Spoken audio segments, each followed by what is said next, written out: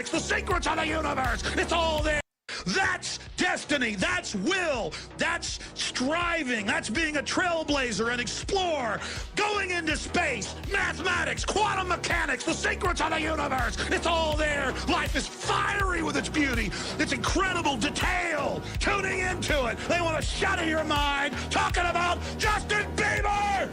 You'll never defeat the human spirit. You'll never defeat Shkreli. You'll never win. Never! On the advice of counsel, I invoke my Fifth Amendment privilege against self-incrimination and respectfully decline to answer your question.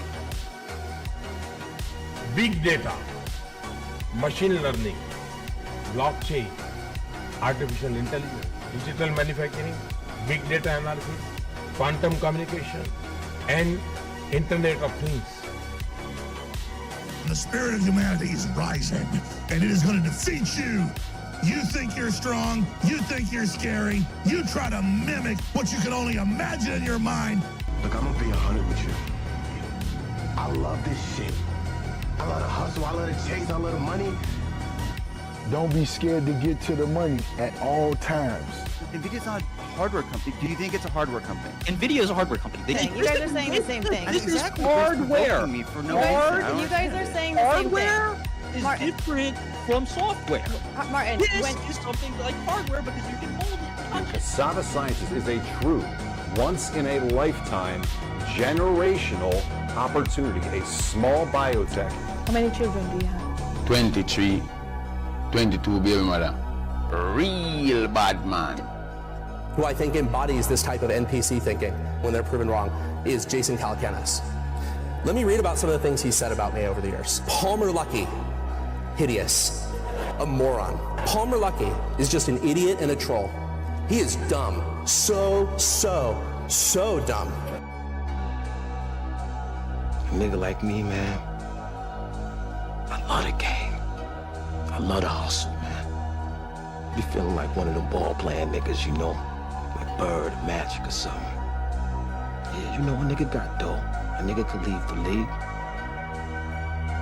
But if I leave, the fans still gonna love me, man?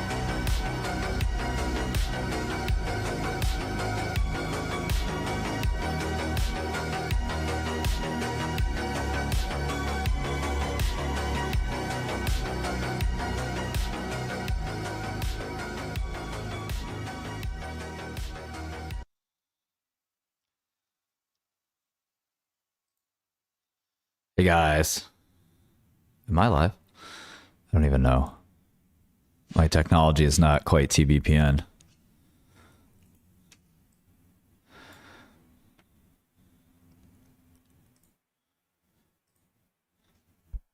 But good morning either way. I'll have to say it twice if I'm not live. We'll see. Okay, we might be back. Cool, we're back. What's up, guys?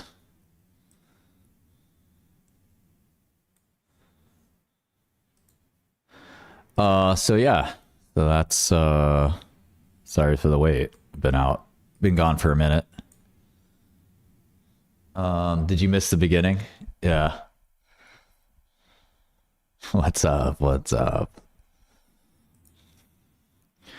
So some of earnings season has passed. Some of it's still coming. I can't believe Intel's at 98. It's so crazy. What the hell? Xanadu is down 70%. What? Lockup expiry? Is that what happened? That's what the streets are saying.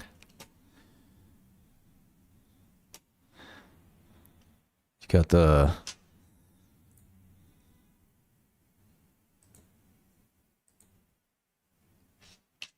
basically have the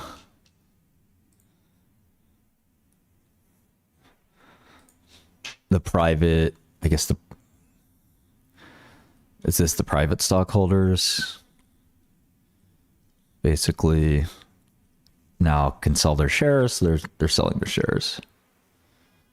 Huh. What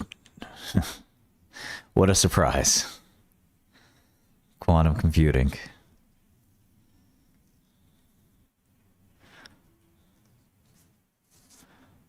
Yeah, there we go. Old Xanadu shareholders. They don't want anything to do with this thing anymore. They've been in for so long.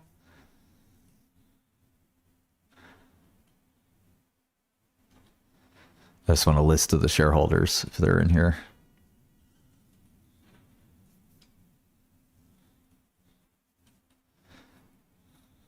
Sometimes in their registration statement, you'll see them.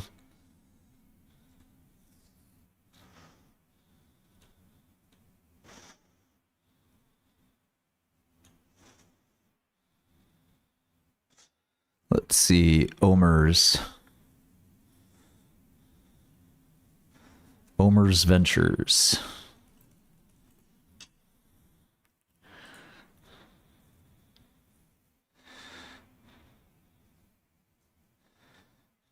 Looks like they are they still kicking?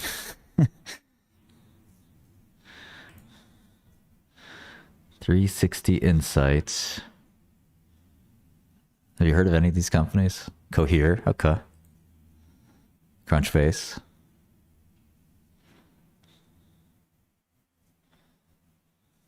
Yeah. You got to see if you're raising capital, you have to see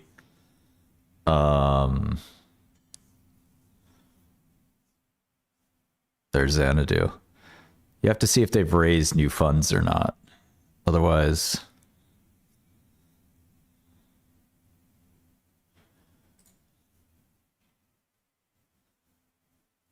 you gotta not pitch them or whatever.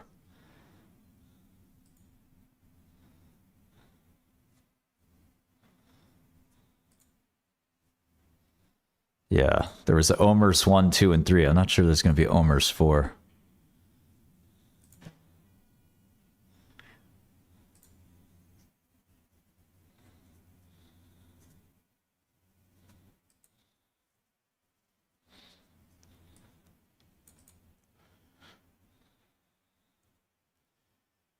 What the hell?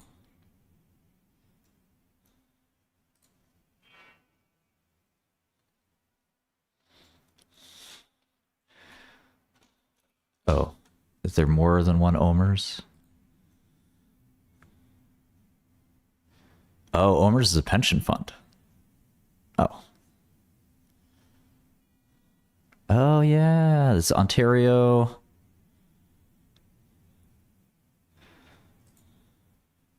Is this the Ontario fund? I guess they may not do venture anymore.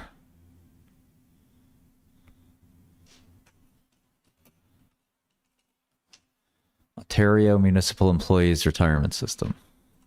So they think they invested to. Yes, I'm still active with QCLS. Okay, Omers 3 was 2017, so it looks like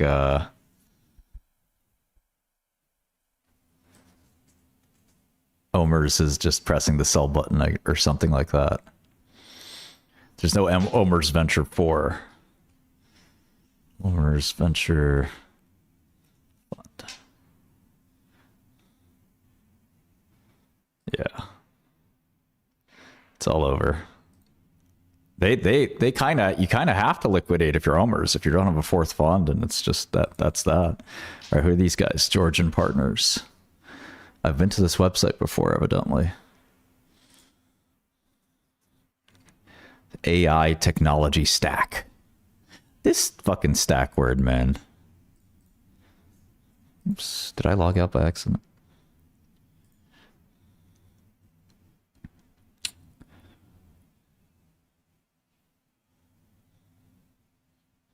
Okay, they're still investing. I think they maybe just invest from...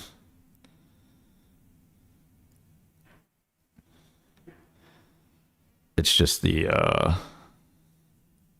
They don't need funds because they're just a municipality fund. So they don't actually work on, I guess, specific or external funds. I don't know.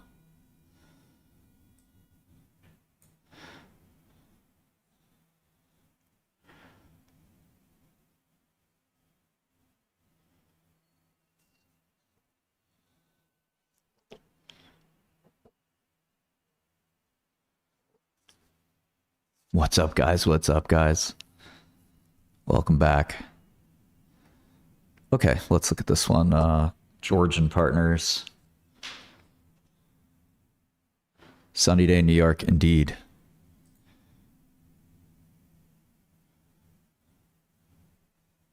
$6 billion under management. They invested in Xanadu. Oof. Quantum computing? What the fuck? Okay. Why?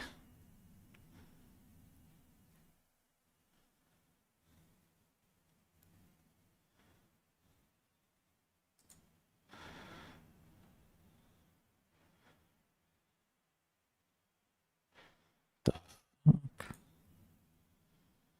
Who are all these people? Okay, Russell Moore, Steve Lytell, Margaret. Okay, this is the guy, Justin Lafayette.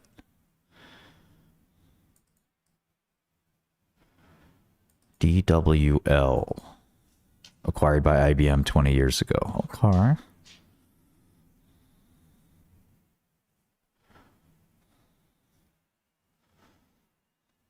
And then this guy. Same thing. They worked together doing DWL.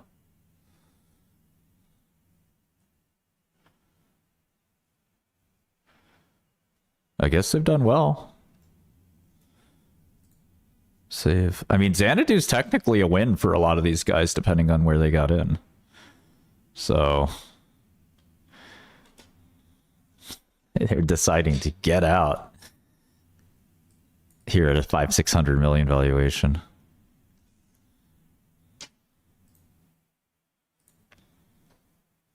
Met Gala? Yeah, I don't think we're gonna ever go to the Met Gala.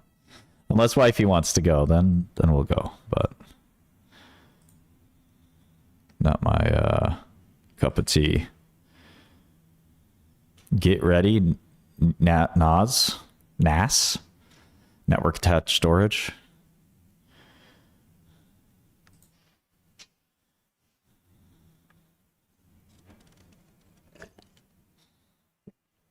Dagster, we're a client of. Dagster is going to be a good one.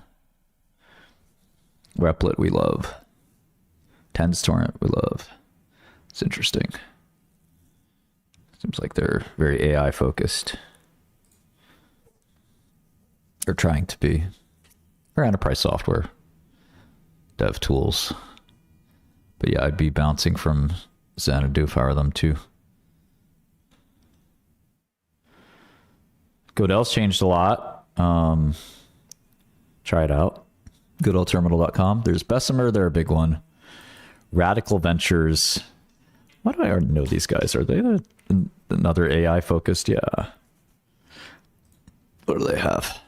All these AI focused guys don't have Anthropic and OpenAI. It's pretty funny.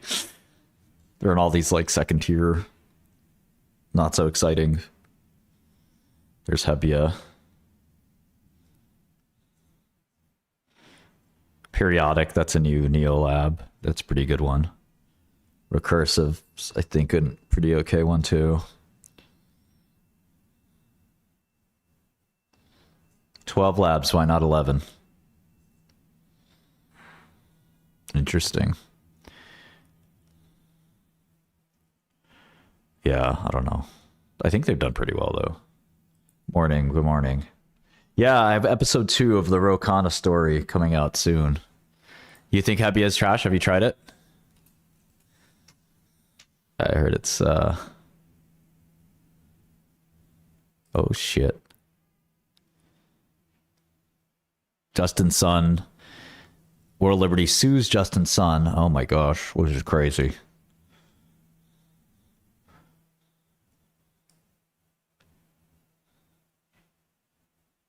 He wanted to drive the token price to shit, light it on fire.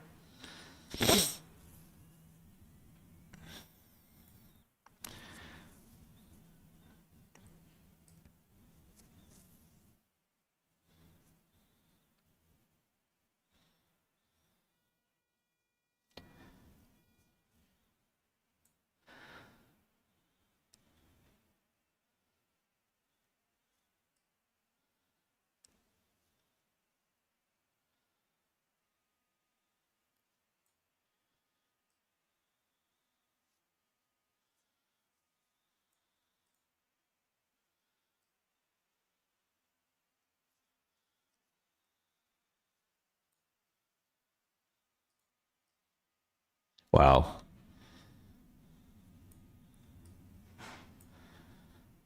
Okay. Or Liberty down 74% since inception. Okay, Prior Labs acquired for $1 billion, but by who? State-of-the-art model for foundation. State-of-the-art foundation model for tabular data. Okay.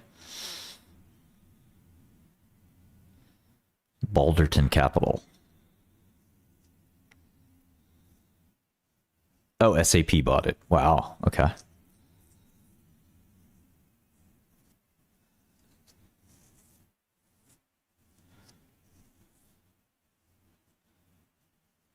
AIPE is making a big splash, raising lots of money to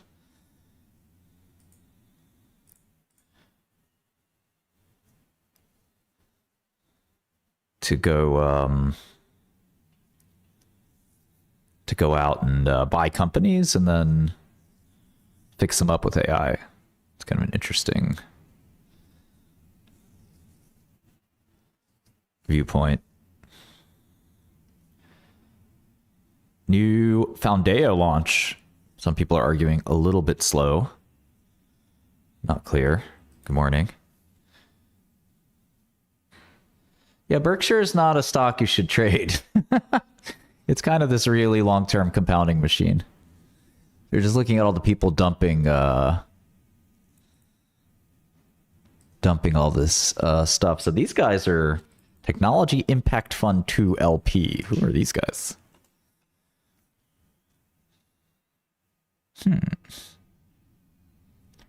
Capricorn. Are these guys still a thing? Based on the portfolio, doesn't look like it.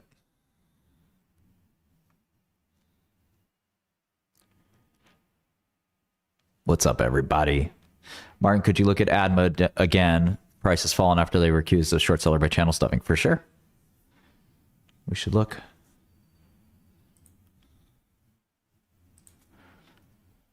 Yeah, a lot of these funds are basically have this really old investments,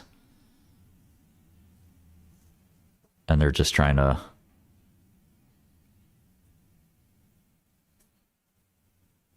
get out of these things.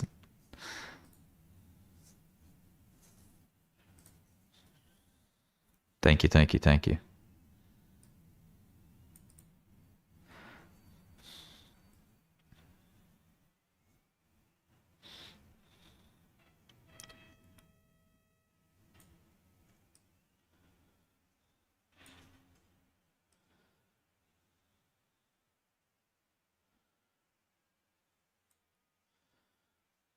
Yeah. So it's interesting that this isn't happening nearly as much as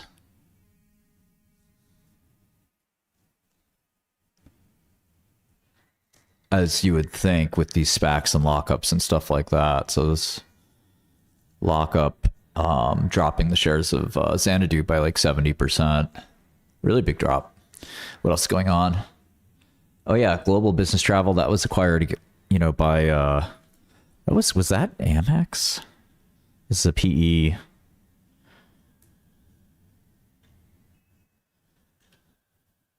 Yeah, this is the PE deal we just talked about.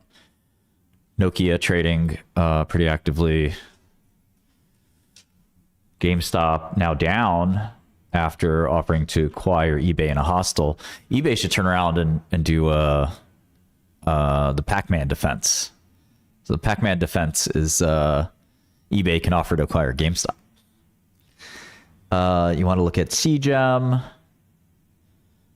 I don't think the liquidity thing, like for like how does SpaceX go public if and OpenAI and all these companies, where's the liquidity going to come from? I don't think that's the right way to look at it necessarily. Yeah, we've closed some of the gap with Bloomberg for sure. We have more to go.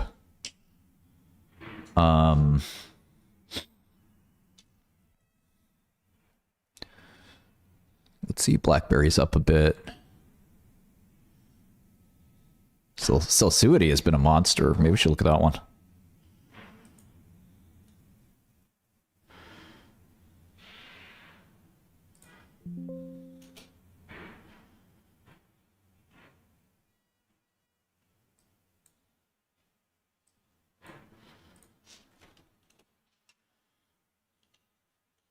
Yeah, QCLS is a company I'm involved in. It's a photonic computing startup. It's publicly traded though. So the startup that's publicly traded, which I always think that's cool.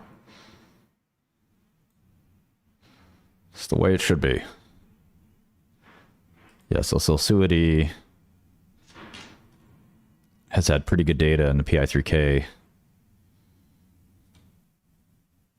wars. Pull up the last filing. eBay AI, I like that. eBay's done really well. We shut down Gupta like a year and a half ago, maybe even 2 years now. The thing with any wrapper on OpenAI is it's just going to be hard to compete with them. You know, they know what they have, and like anybody using these APIs, it's basically just helping OpenAI and Anthropic kind of like come up with a new business.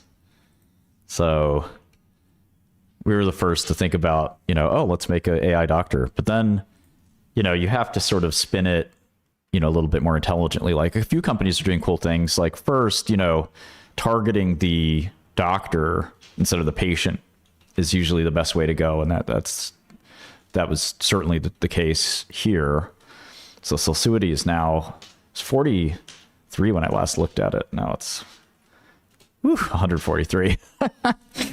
Big difference. Wow, what an amazing rally. Gedato Lysib. Big numbers. Huge hazard ratio there, or tiny hazard ratio, 0.33. Huge survival advantage, at least on PFS.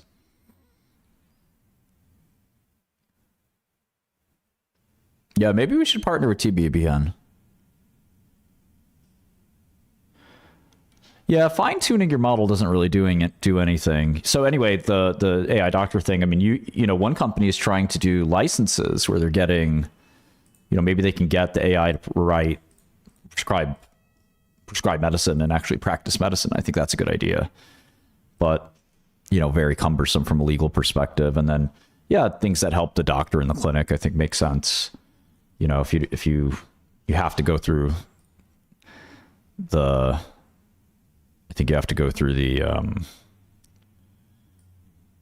healthcare system somewhere, somehow, or you're not going to get paid. Consumer healthcare is just not that big of a space.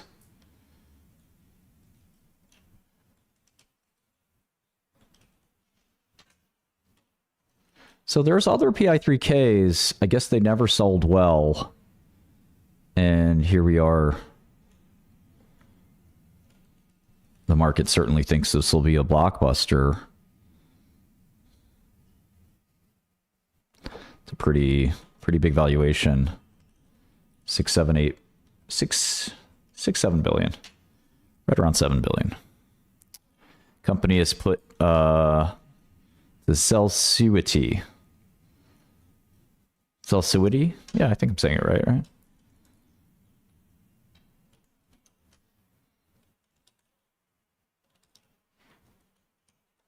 About $500 million have gone into the company.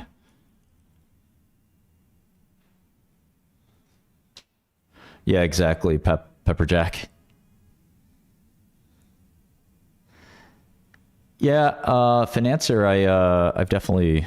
We've definitely had those kinds of conversations with different fintechs.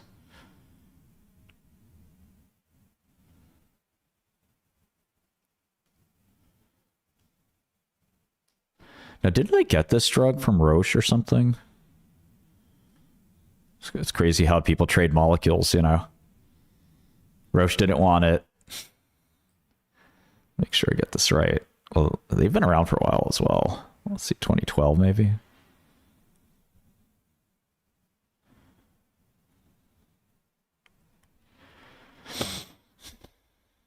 It looks like Pfizer. Okay, Pfizer. Okay, they licensed it from Pfizer. They paid $5 million up front. Get this, right? So they paid Pfizer $5 million. Wow.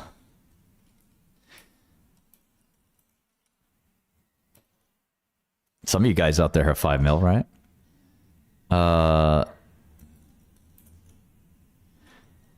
Fucking Pfizer, man. They're so stupid. They paid $5 million to get this drug, and now it's worth $7 billion. All my apes are gone. What's the next 100x? QCLS. Remy boys. I don't know about Arvinus. Like, that one is complicated. Like, the drug just got approval. How many Pfizer fumbles, right? They fumbled the stuff Vivek bought, or Roivant bought, I should say, as well. So Celsuity's just been on a tear. It's up 14%. Okay, so Pickray was the rival, and let's see.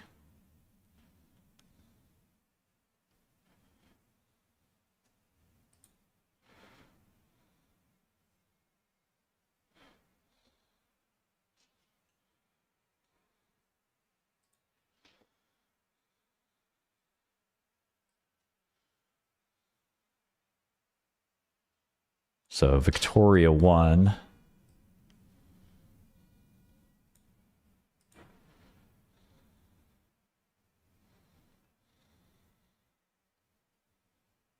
This is ASCO, late breaker.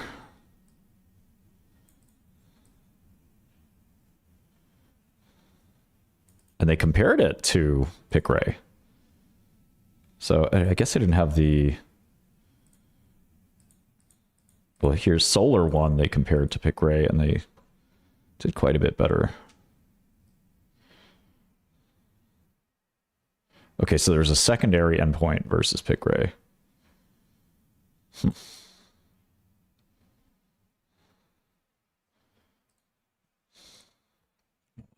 at this non-press release when I have the press release right here.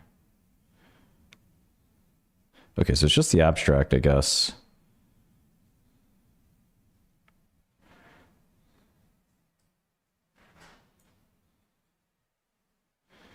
What was Pickray's revenue?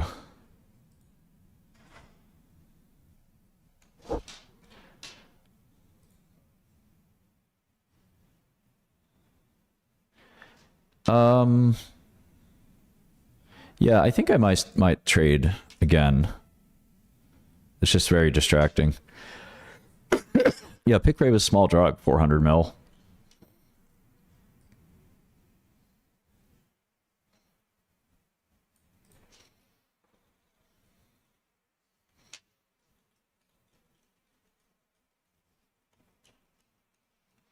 Yeah, I saw Lip Bhutan is joining the PsiQuantum board. Very interesting. I've gotten to know PsiQuantum. They're definitely a different kind of quantum company. They're not the same as the other quantum guys, that's for sure. You know, they actually are trying to do very sophisticated manufacturing. I still don't know what the point of quantum is, but they're certainly creating a lot of cool technology along the way. All right. What else is going on? Nice. This is like Israeli sort of call center-ish company, am I right?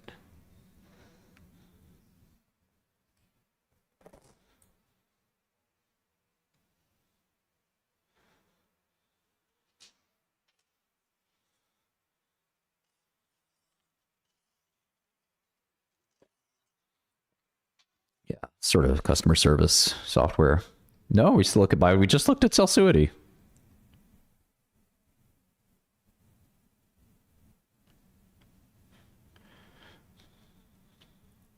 I am a free man, no probation.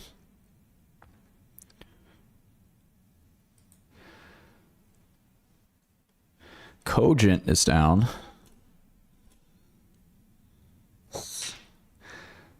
Always struggling CLEC. Mirum. I think these guys bought some of my old drugs.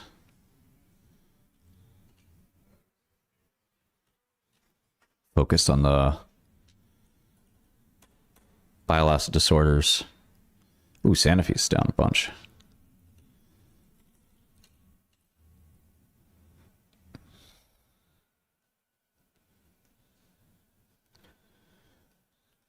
Did they report with Regeneron? No, I don't think they reported. Oh. We have a lot of international stocks in Godel now.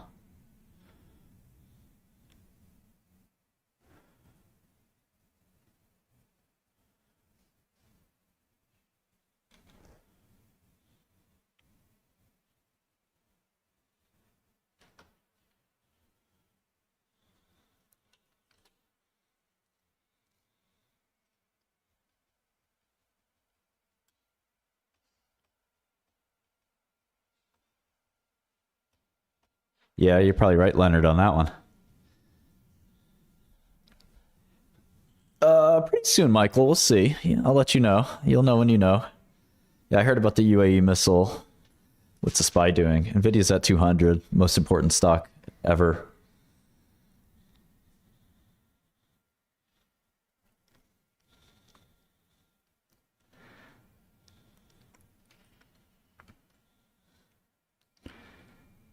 SanDisk and Micron.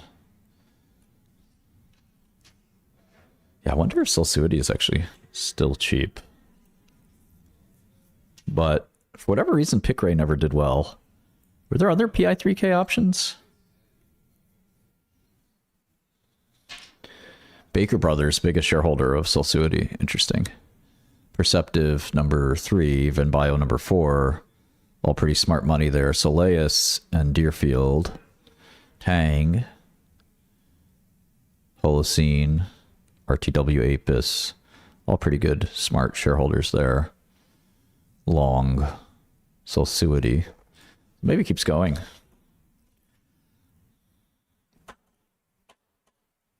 But again, got to think about who is the right patient for this drug. I haven't really thought too hard about this.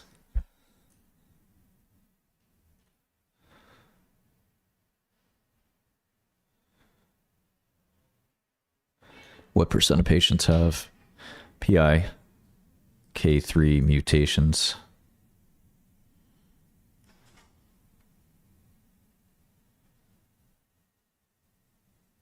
PIK3.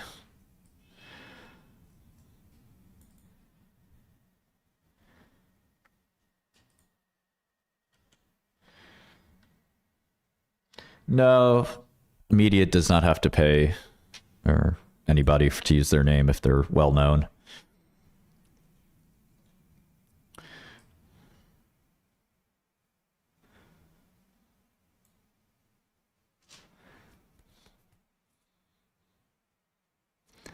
Well, yeah, we can look at some stocks. Somebody mentioned SanDisk. That is Chud the Builder. Who's Chud the Builder? That sounds great. Whatever.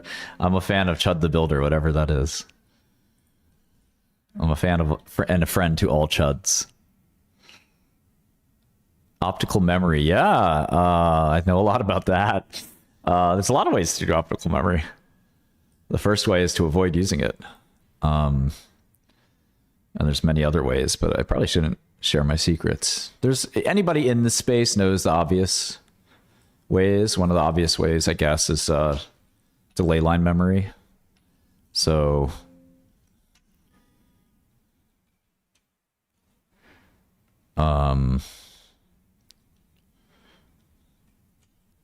why SanDisk isn't on my list here, but I'll add it now. Ozempic is a peptide.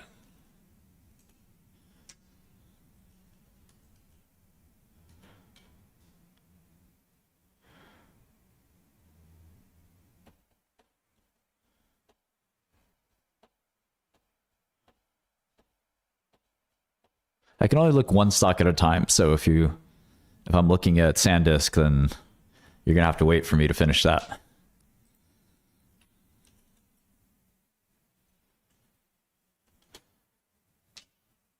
I think that AI isn't one-shotting everything. That's false. And then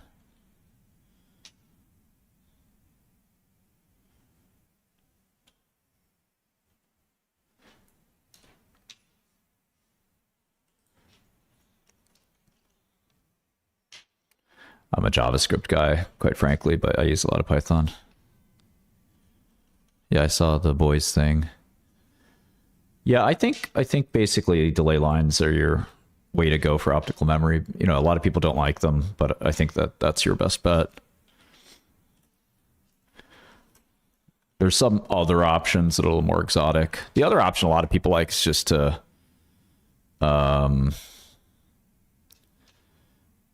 basically convert. I hate that idea. Convert from optics to electricity back and forth. That's kind of a rotten idea. So Sandisk's 181 billion. Jesus Christ. Big market cap. Acatonics, I spoke with Acatonics. They're not exactly in the space. So they do, they're trying to make an optical CPU. Or they have made an optical CPU. They're actually doing all right. They have some customers and whatnot. Yeah, we use TypeScript at work. You know, I hate using TypeScript. That's that bullshit. That's that shit I don't like. TypeScript be that shit I don't like. Yeah, I see the Xanadu. I don't think we have Sortino yet on Godel, but thank you for asking.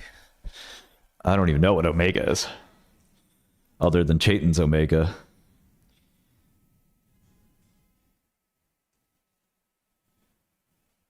Yeah, there's some more efficient conversions. Like, for example, you could go from optics to analog electronics. You know, that's Microsoft's approach. Yeah, you don't want to use MZIs. MZIs are a disaster. It's good for small scale prototyping, but you don't want to use MZIs. I don't think you can make MZIs work.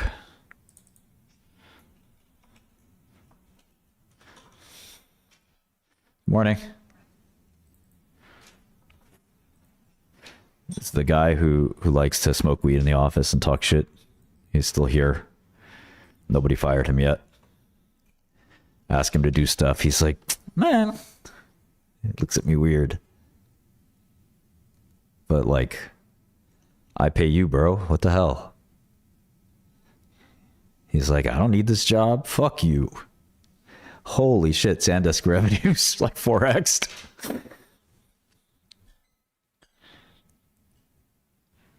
Fabrication has to get better. Agreed. Not following Duchenne too closely right now, other than Sarepta.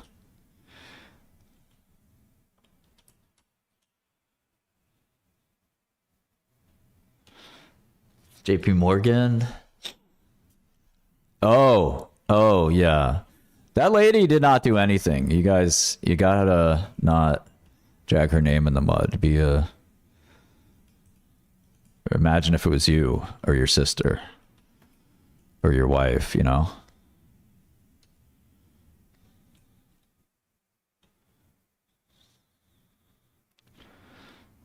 Yeah, I feel bad for her. Yeah, I told him you can't smoke weed in the office. He's like, it's legal. If it's legal, you can't fire me for doing it. I was like, all right, dude, whatever. I owe his parents a favor. He's a Nepo baby. So I can't really do shit about that.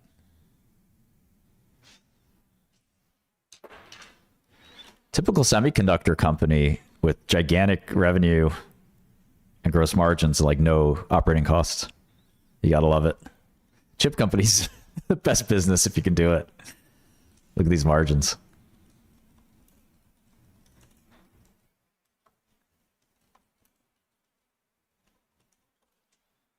Because the customers know who you are. They just place the orders and that's that. You don't need to... It's like 10 customers. You don't really need to do much else. Oh, that's funny. You went to college with her, CL? Good to see you, CL. Yeah.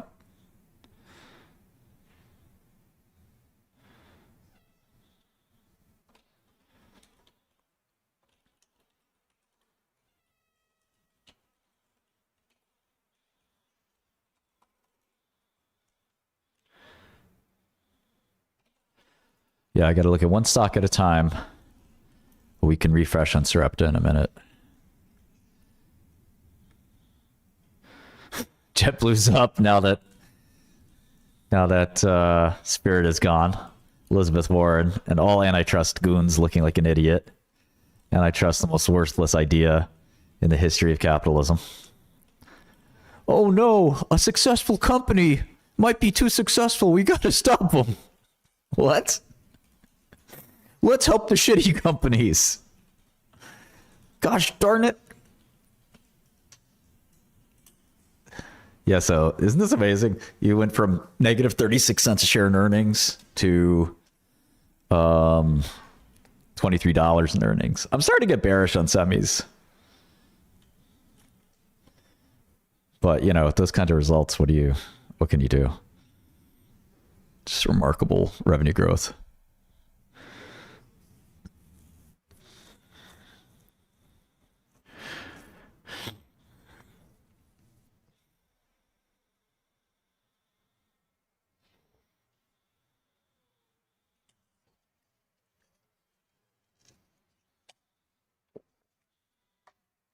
Duolingo got cooked by AI. I don't think so. Not quite yet. You think so?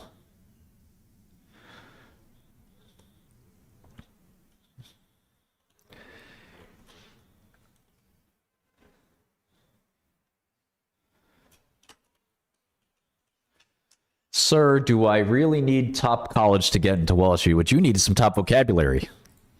Learn some English, motherfucker.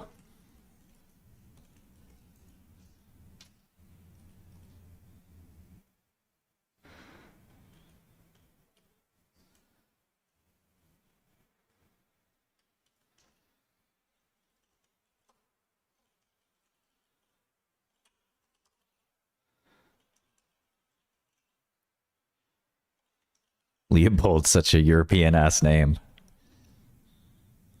Leopold. Of course.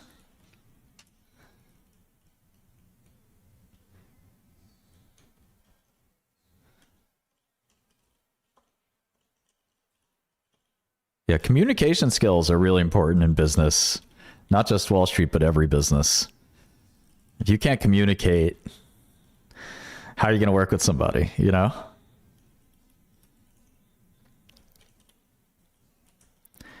Okay. So 3 billion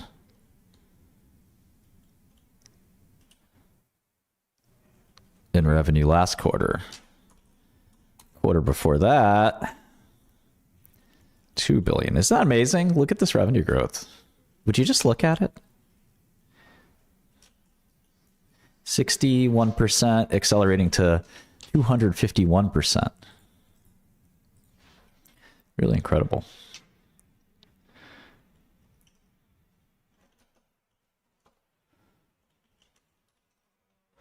Yeah, I think I'll have another trading account for you guys to spy on.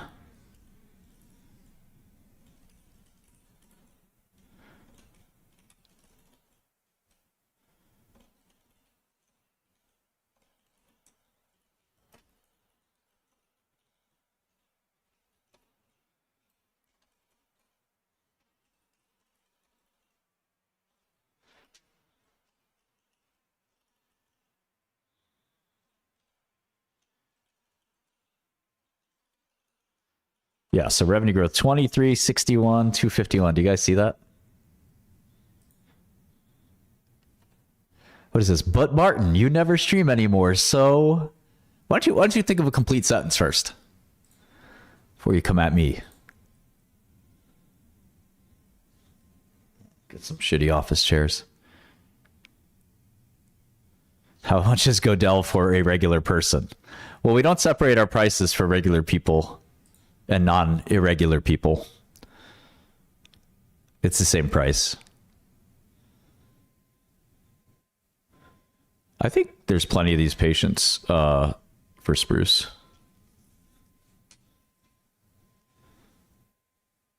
So the trading account, would it make sense? Well, why not?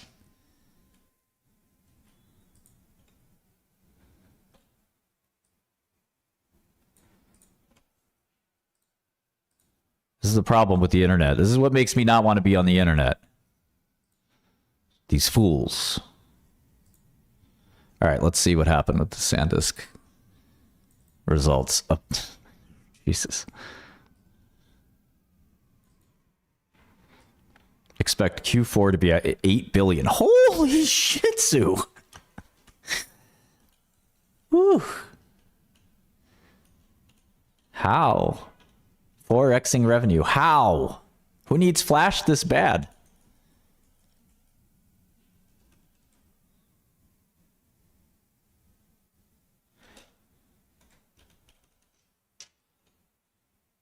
Mamdani's been an excellent mayor. Okay, this quarter marks a fundamental inflection point for SanDisk, where technology leadership is enabling a deliberate shift in our mix towards high value end markets, led by data center.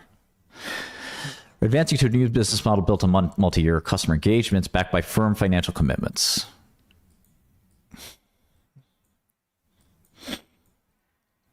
Okay, so is this just like the same thing that's driving Intel?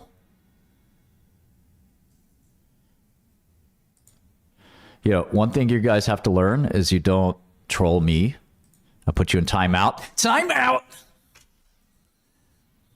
Edge and data center. What the F? Consumer down. Edge data center. So it's just computing. Computing is hot for right now for some reason. It's agents, RL? I don't know. Yes, Spruce, most biotechs like to dilute.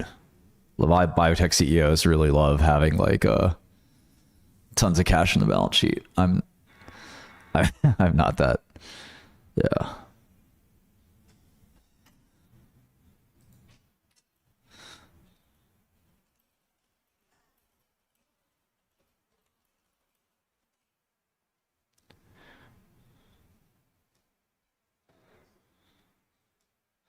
Yeah, I think Intel is growing now, but you know, the stocks. Thank you so much. Stop smoking weed in the office, please. I know you're smoking outside, but it smells. The people inside, they smell the weed smoke, and it's not cool. Because then they think they can smoke weed too. Jerk.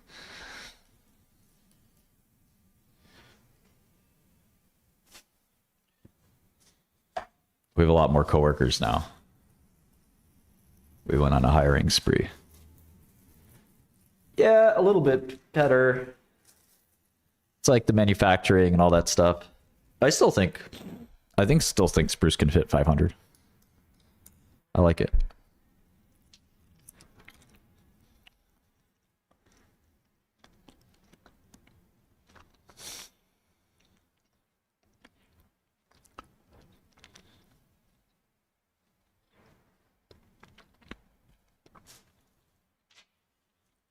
Yeah, I don't think AI is going to stop anytime soon. QCLS, I think, like, you know, we'll get more popular with time as people realize the promise of photonic computing. Okay, so can SanDisk really continue? Okay, so let's think about this. Because this shit looks like a short.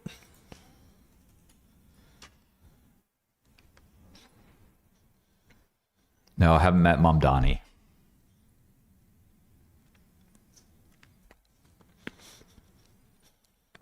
I like this kid. What types of mathematics topics do I really need to get into quant and Wall Street? I am 16Y old.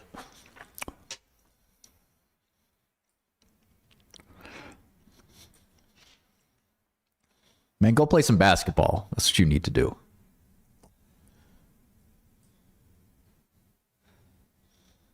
Don't worry about quant. Being a quant. Okay, so SanDisk is making more revenue in one quarter than they are the last few years. That is interesting.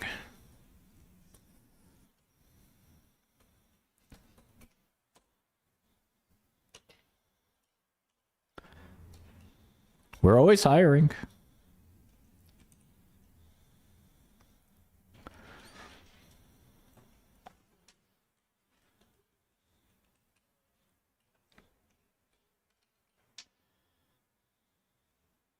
Yeah, learn linear algebra. That's the ticket.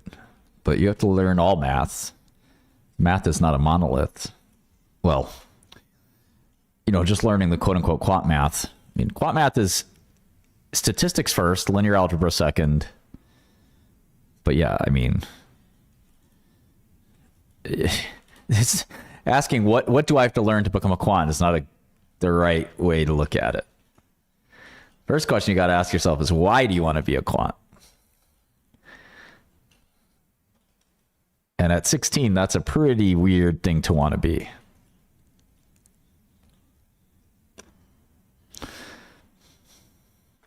Sell weed and smoke it. Good advice.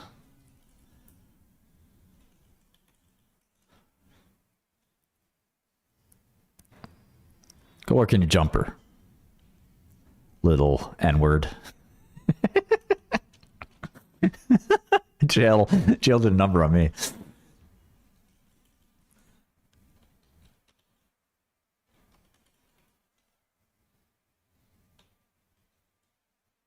Xanadu is quantum photonics, so it's not really photonics that matter.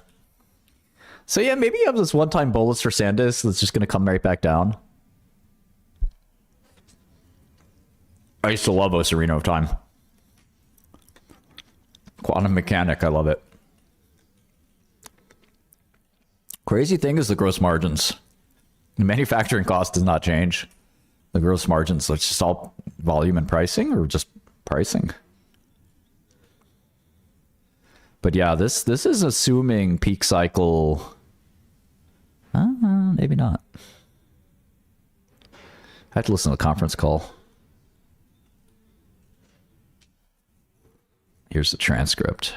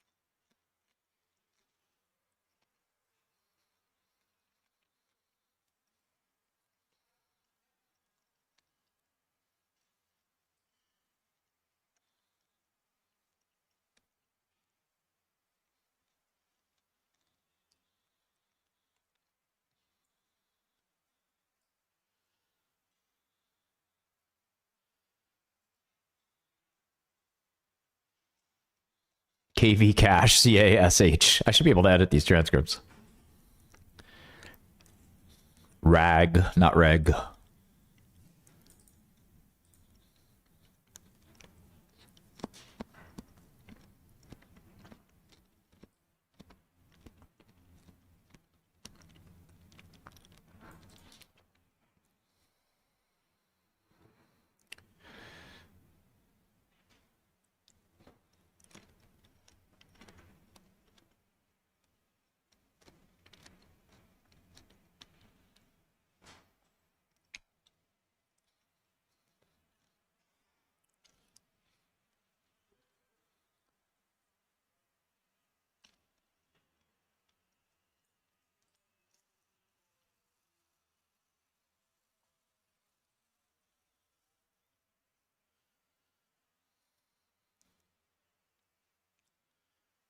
Yeah, pricing should come back down. I don't know. Really interesting.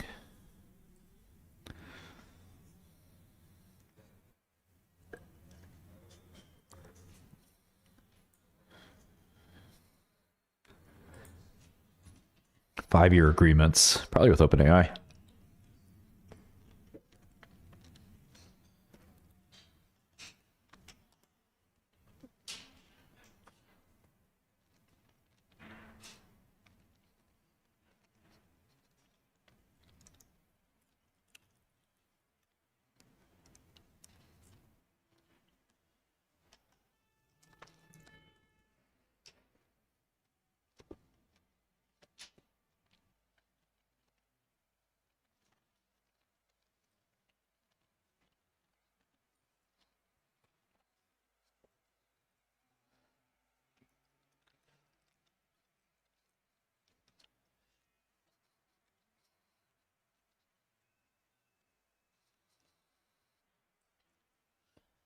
I almost feel like I'm on a software call here. Ah.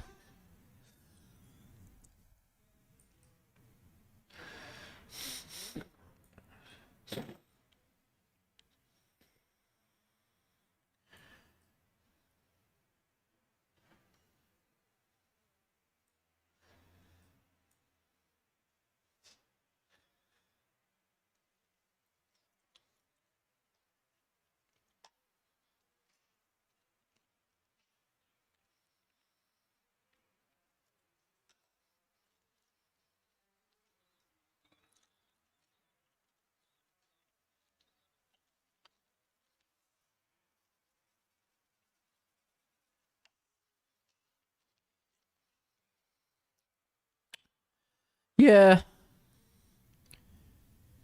Yeah, it's probably short.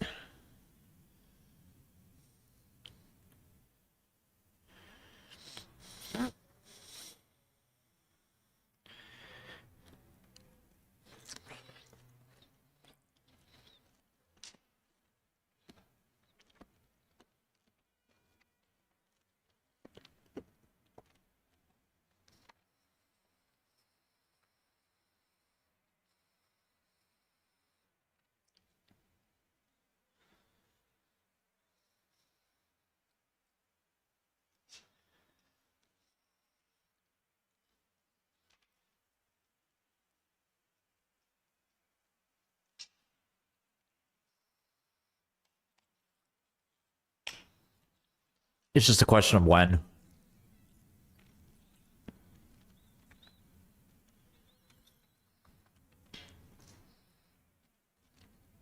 It all depends on how big you think model size grows, and I think they're going to stop growing. Yeah, exactly. Schwab has the right question as well. Some of these guys are paying through the nose for capacity. So if they ask you, what does it take to buy all your capacity out for the next N years? It's hard to say. You have to time these really well too. But this is a business that sold Flash for a long time. It never was really worth that much. Maybe steady state at best could make $1 billion.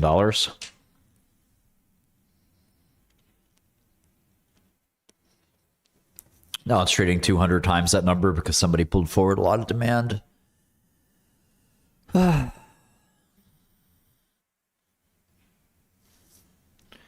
be interesting.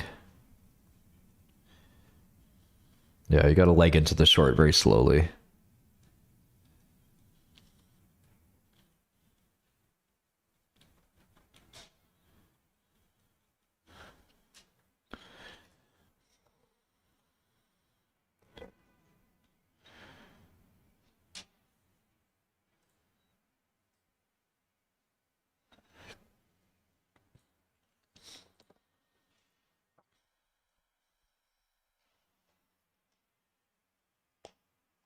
I don't think consumers want to run their own models. Do you know anyone running their own models?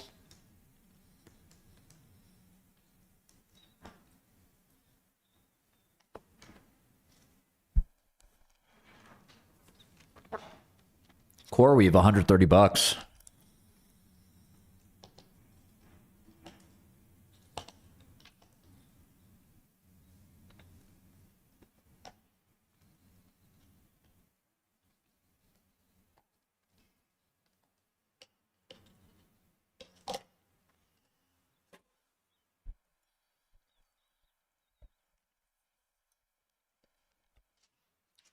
No, I don't think people want to run their own models regardless. You know, it's just not a viable thing to do. I mean, you're really thinking about technically proficient people versus the average Joe. Think about the average Joe. Don't think about yourself. Is your brother, your sister, your dad, your mom running models? That's the question you got to ask. My mom says, Martin, what is model? My son, I love you. That's the average consumer. My brother says, I don't give a fuck. I'm trying to smoke weed. I think eBay should make an offer to buy GameStop. That's how you get a hostile off your back.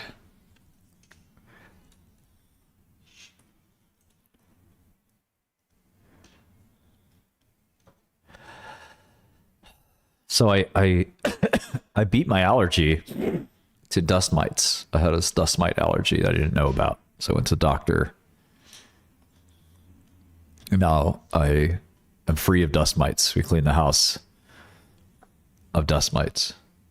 Yeah, Pac-Man is when the company being targeted by the hostile acquirer offers to acquire the acquirer. The acquiree turns around.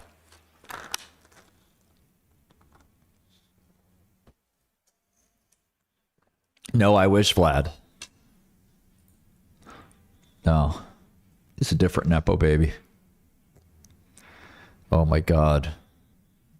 Sub Holt Saha. You got to learn English to be on Wall Street. Unless you want to do Wall Street in India. Just work hard and be smart. That's it. Right? Exactly, Matt. So you can finally quit.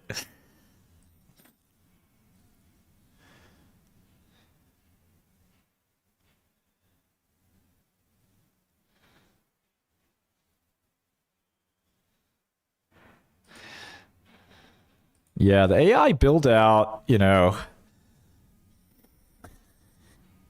bumping Flash is just so weird.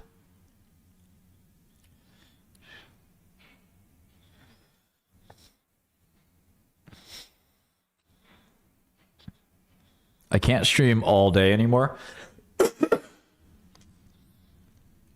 So you guys get my attention until like 11. And then I have to do other things. Cerebrus IPO will be interesting.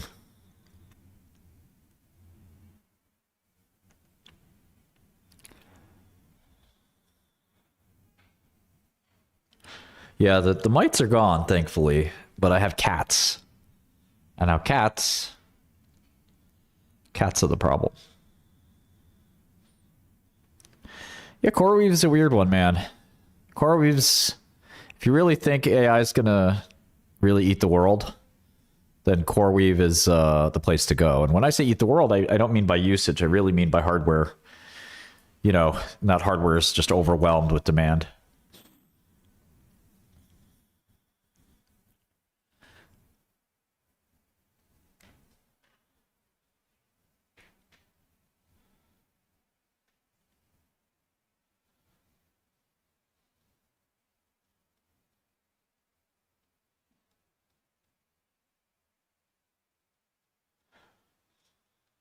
And that, you know, token, I guess, like, efficiency will never show up.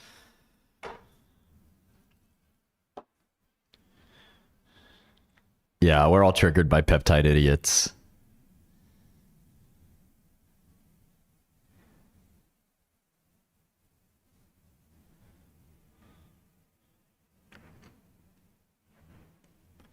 Yeah, I think I can stream every day, but I can only stream till 11.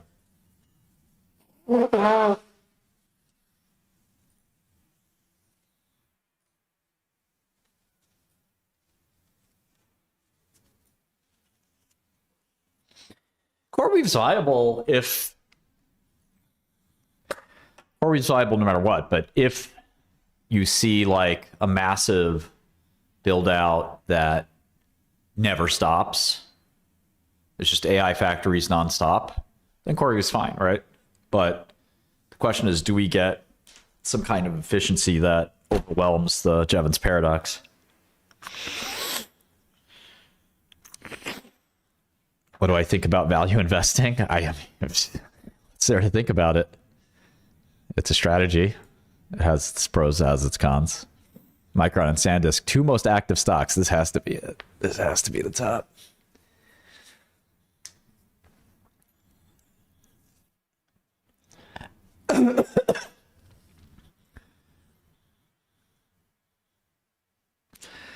Micron's traded $8 billion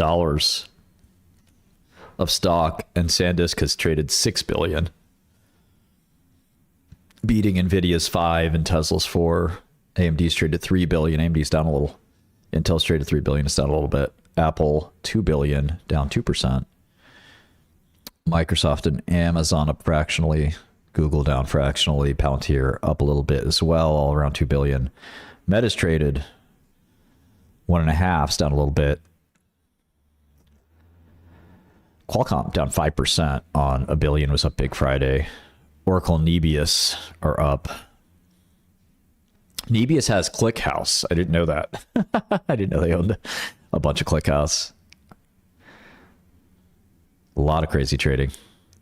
Micron is very different from SanDisk, but they're both the most actively traded stocks today.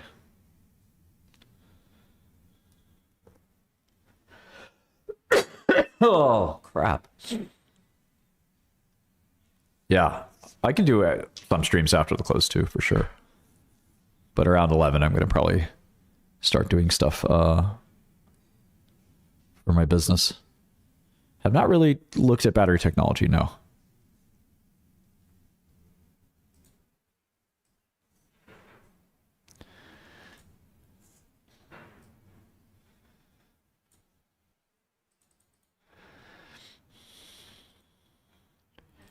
Okay.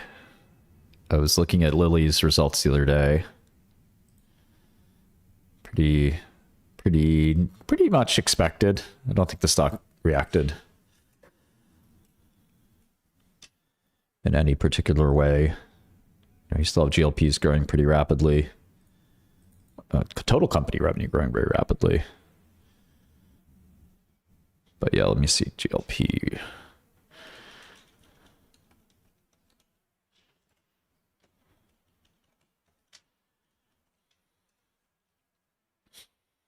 Yeah, Mounjaro up 125% year over year. Pretty amazing. But the new drug, the new pill, we'll see how that goes.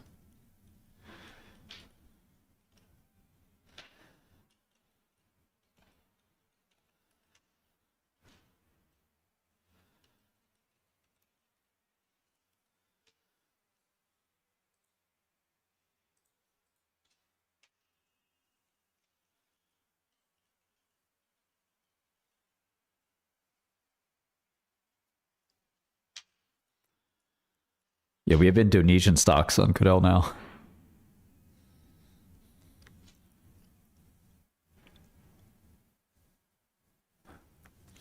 Oh, I got smoked on Capricorn CAPR.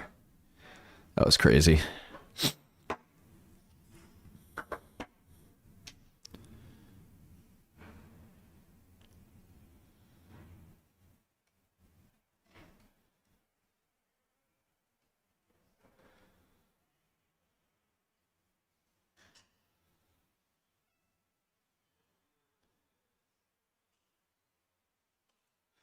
I don't know what Viking's gonna do, man.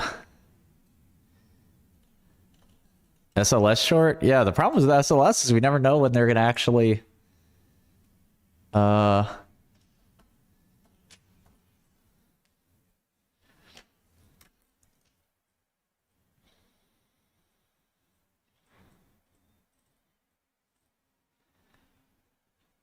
we never know when they're actually gonna report their results. Probably never.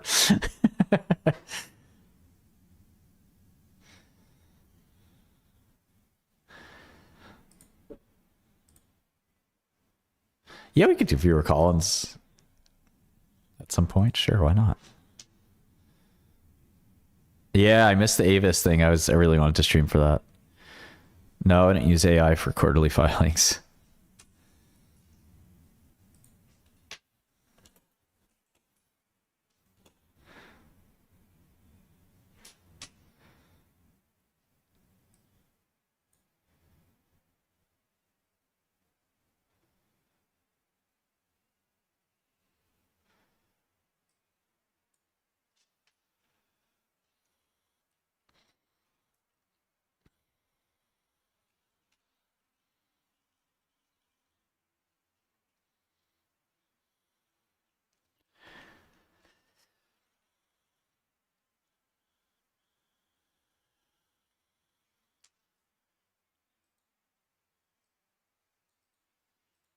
Just remember, guys, I'm very liberal with the ban button. You say something I don't like, ban. That's it. I don't give a fuck.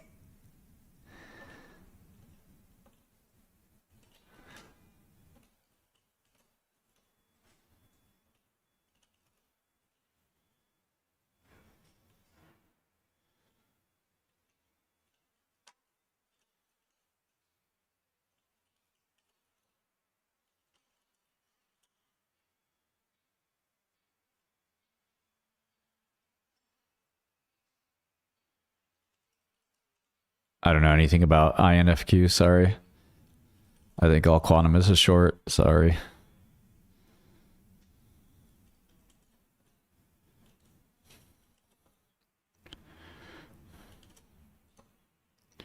That's just how I feel.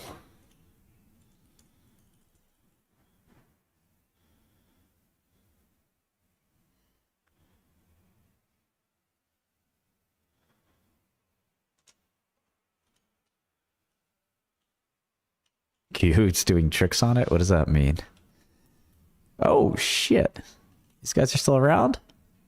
100 mil. Ah, it's a 100 mil market cap. Why are you wasting my time with that? Unicure. Nobody knows what's going to go on with this FDA, man. I mean, I think it's pretty likely this guy's fired, but we just don't know. What do you mean French? SBF would be good to have? What do you mean? I don't know what that means.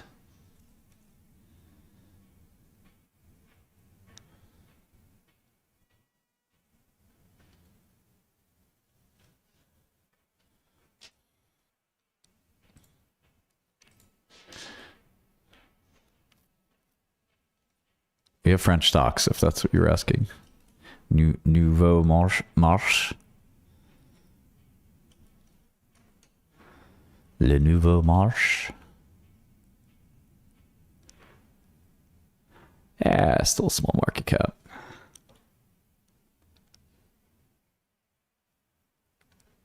We have SBF. Nouveau Marche. What French stock do you? We have we have this LVMH. Oh, do we not have the? Do you want the specific venue? The New Marche doesn't have all the volume. Is that the point?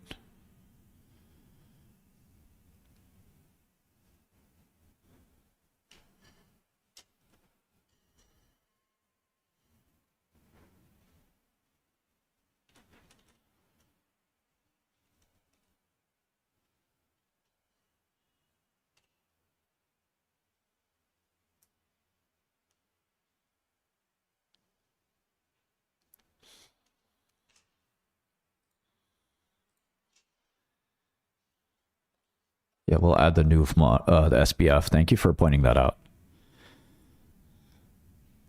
First goal was to just have prices for everything, and then next is like real time, and the next is every venue and all that stuff.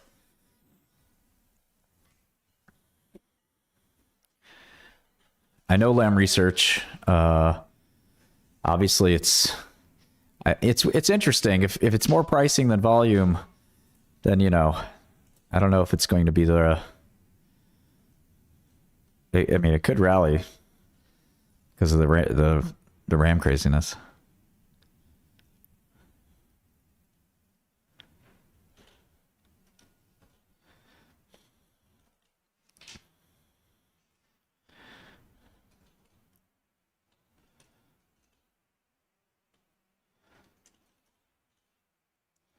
They're predominantly a RAM provider, RAM equipment provider.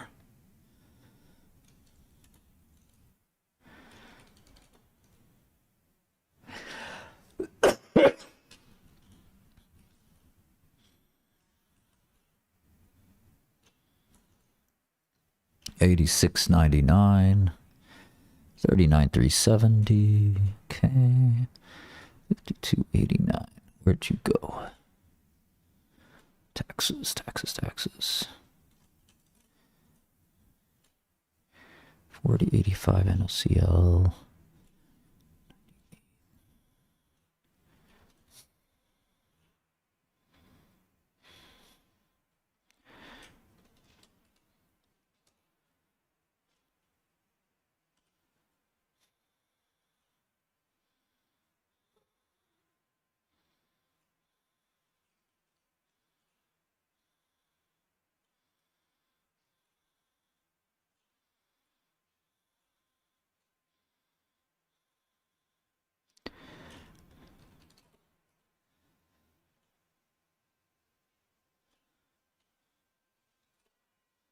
Perfect. Yeah, Lilly is interesting. They've been spending a lot on acquisitions lately.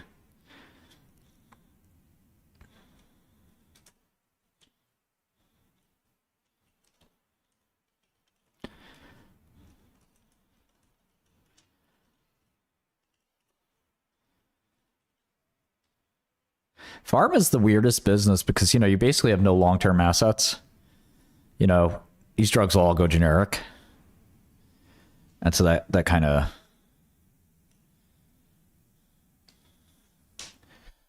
it's a bit annoying if you're trying to manage a drug company. It's very one and done kind of business. So like Lilly's annualizing 20 billion cash flow. That's without, CapEx. So if you do that, it's pretty expensive. Now, cash flow is going to probably continue going up, but it's still, it's very hard to get long-term assets in pharma. So you're just like juggling, constantly juggling. Do you see the guy who's juggling and solving Rubik's cubes as he's juggling? That's kind of what it's like.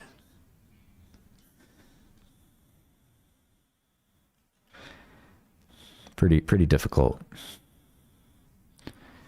Yeah, it is very good for medicine. You have to constantly be, finding new stuff.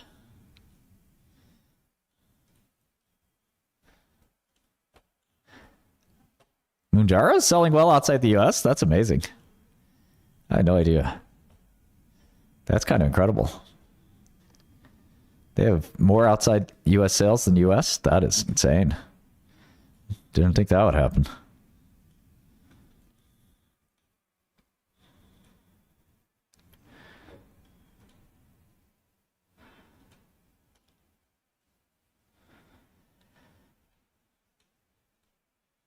I haven't watched Jim Fan too closely, but I know who he is.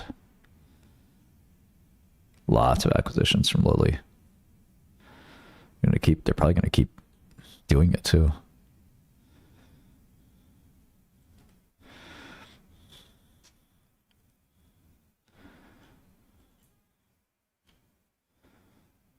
Right?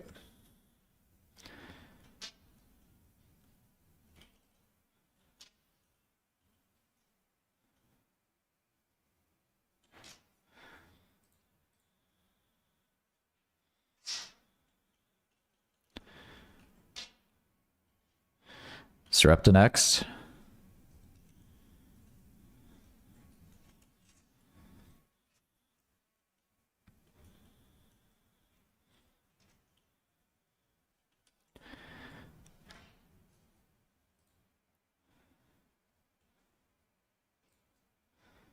Sarepta hasn't reported Q1 yet, right?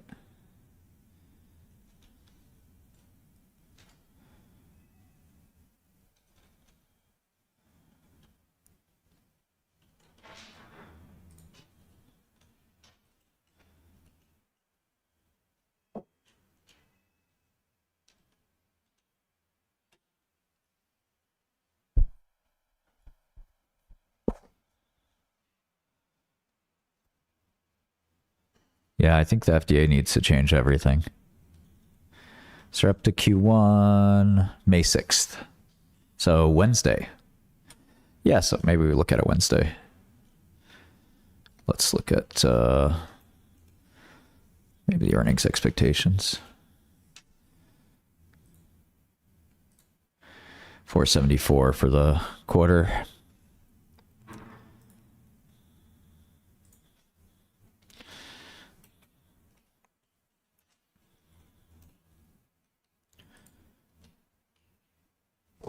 Yeah, I should do some new finance lessons.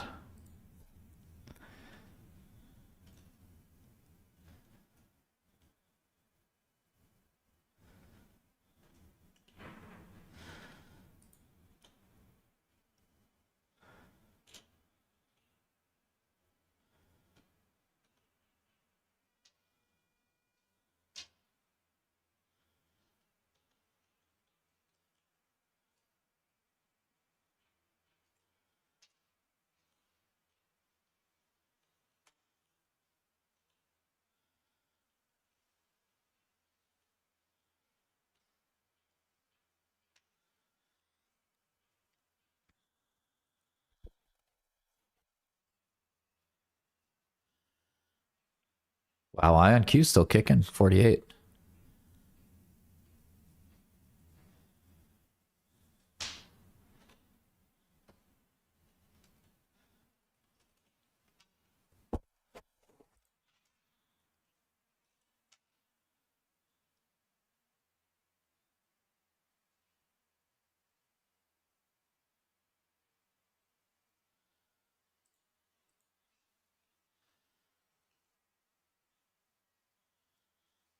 Posting ID 27,164,897. Blunder according to technical specification. Posting ID 27,164,911. Service for placing outdoor visual advertising on vehicles. Old Kijia Auto Dealer Bridge Improvement.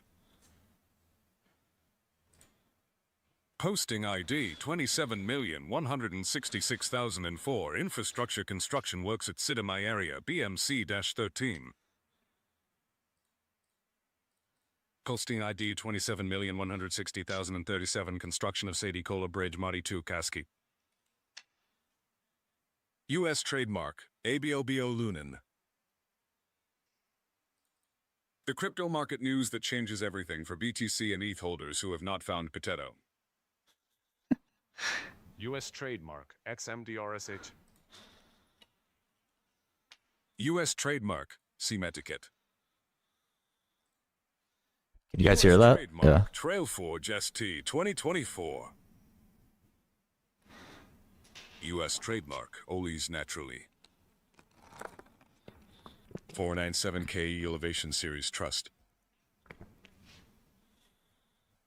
Quick response restoration. Fast, reliable solutions for water damage emergencies. U.S. trademark Nazen Joy. U.S. trademark Bow Dancer. 424B2 Bank of Nova Scotia. Terrence Howard.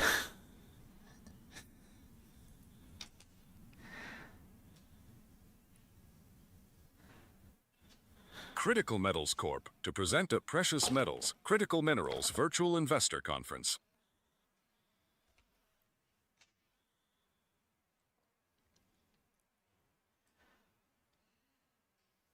Xanadu's recovering. Explosion. Tiny bit. On S Korean-operated vessel in Strait of Hormuz. No casualties reported. Minister in Freedom. 018s. Fresh. Newscasting. How Berkshire shocked shareholders at its annual meeting. AP Top Business News at 10:18 a.m. EDST.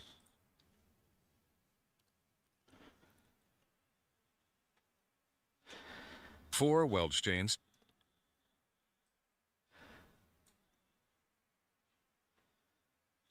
$424B2 Barclays Bank PLC. Oh, this is cool. Strategy paused Bitcoin buying for the first time in years, and the market's reaction revealed everything.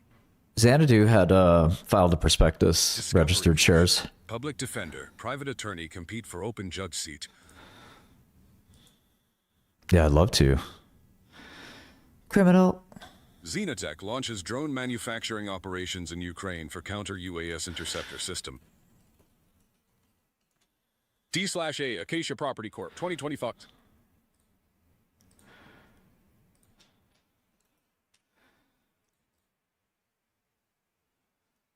$497J, 497J State Street Variable Insurance Series funds in court.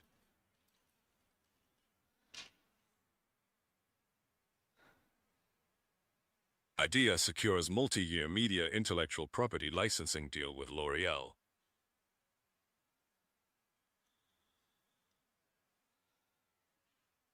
Sean Murphy v. Wu Yize live. Murphy fights back to lead Wonderkid Vu in World Snooker Championship final. We're the World Snooker Championship. All right, let's go. Orlando Sentinel 150. Our ideal environment has been broken but not lost. India's Petronet expects to receive full supply of Qatar LNG after crisis ends. Azizan Abdul Aziz appointed Islamic Capital Market Director at Bursa, Malaysia. Yeah, it's all over for me. I'm basically a goner.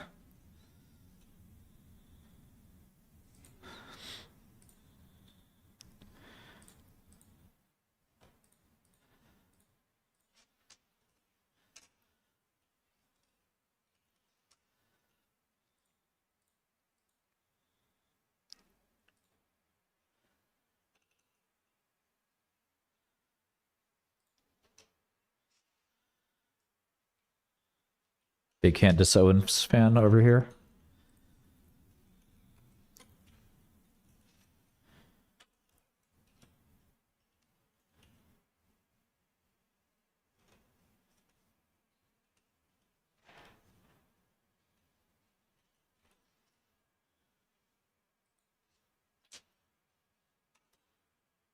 Nibbles, yes, I do.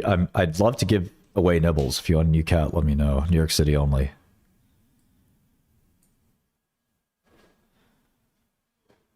My allergies is just too much.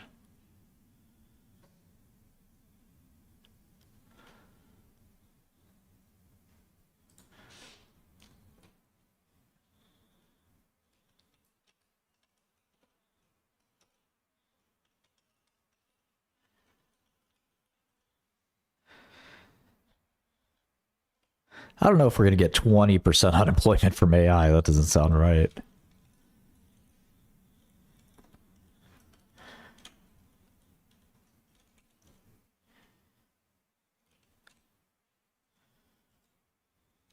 New York only for nibbles. And trashy. I love trashy, but my allergies are just too out of control.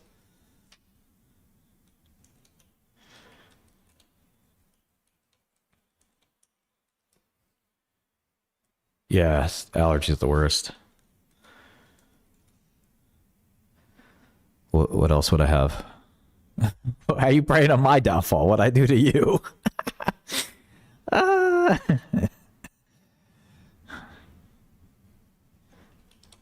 Why you hating on me?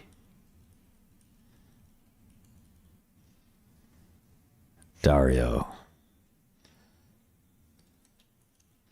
Yeah, Dario's been saying that bullshit for a while. I don't think he's got that one right.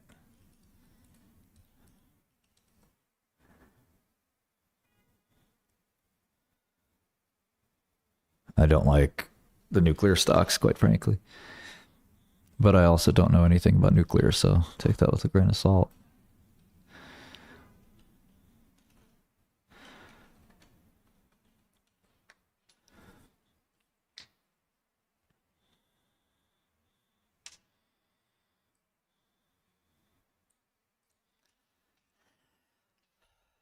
I haven't done the allergy shots yet.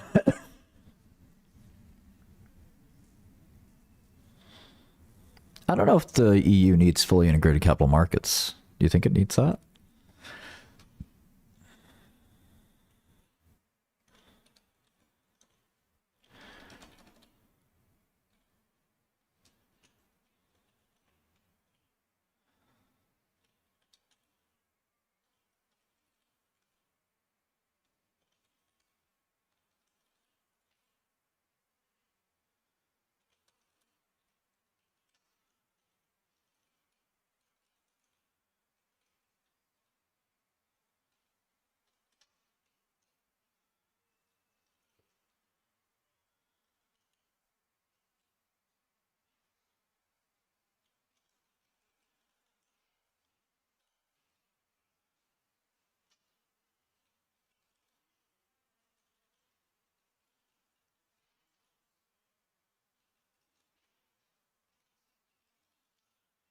Europe is hilarious, man.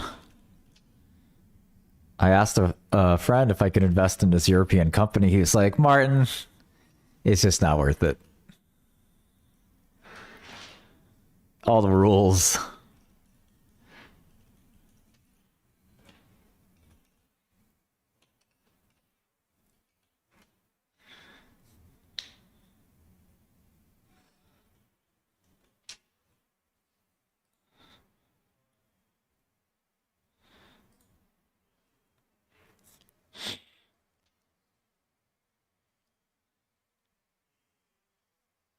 Isn't that wild?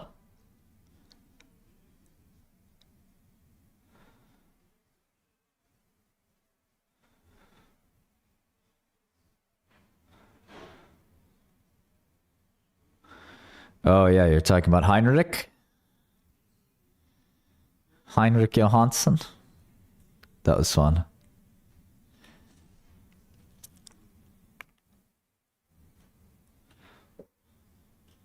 I don't think there is an Albanian stock market.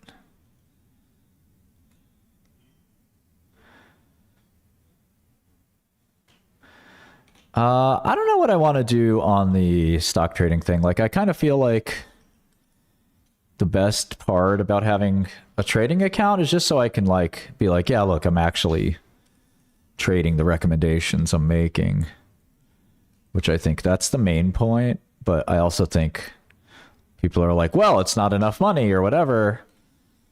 Everybody kind of wants something different out of that. So I don't know. But we'll see. Stay tuned.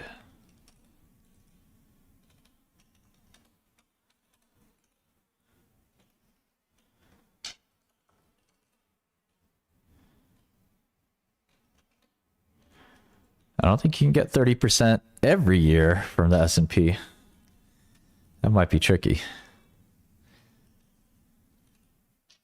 That sounds hard. I was supposed to play in this Magic the Gathering tournament from Kraken. That was going to be fun, but I got swapped out last minute.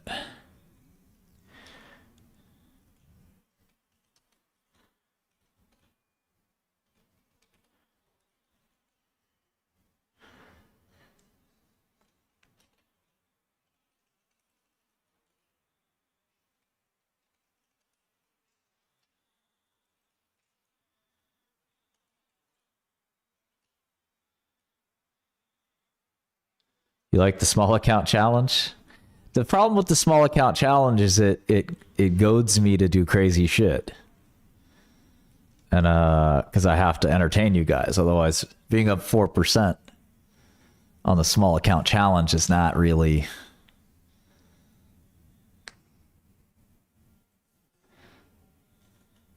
exciting to you guys. So I gotta shoot for the moon. And if you shoot for the moon, generally speaking, bad shit happens. Eventually. You can get a hot hand for a while, but eventually it's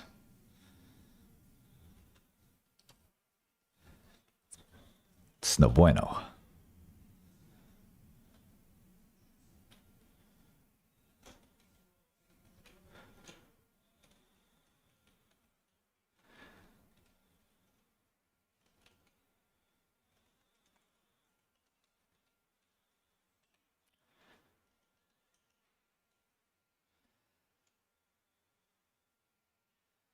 And it's kind of hard to run two different products where you're like, okay, I'll be conservative in this account and wild in this account. And it just kind of bleeds over. So kind of annoying.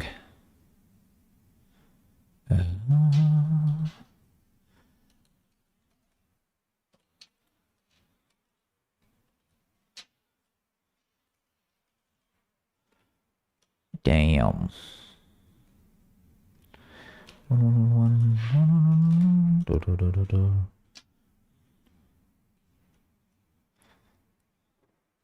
Yeah, but when I say shooting for the moon, I mean big. You know, you need to take some big swings, big size positions. I mean.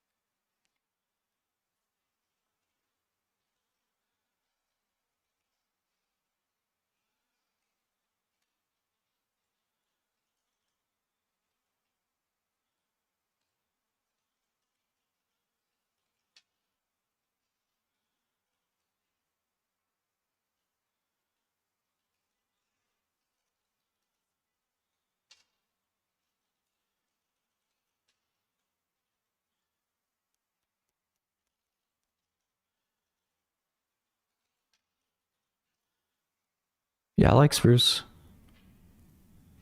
Still like Spruce.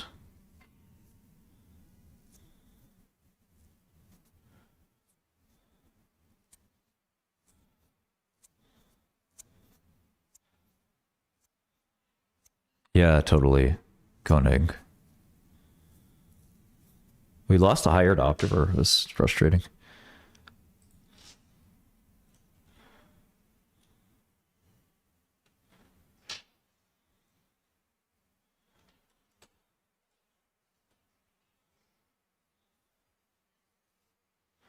No new impressions. My building does not have a restaurant.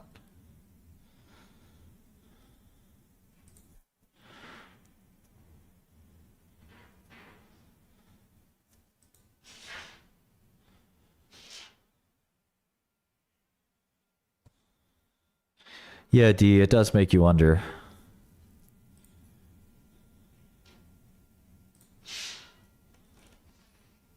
Brian, what's up? Mike, what's up? Cheeky, what's up?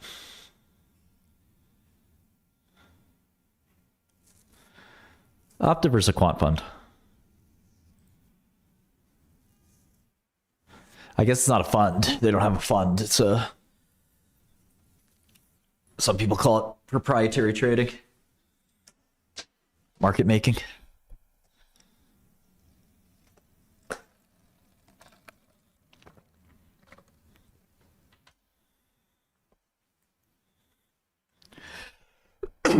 Yeah, I'll keep looking at Copper.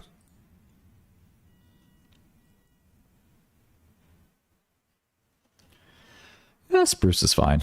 It's going to take some time.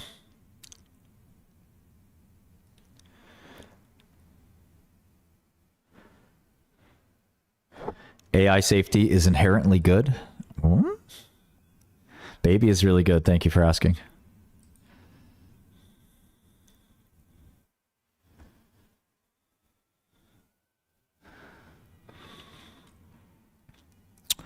I'm not sure what we're going to look at today.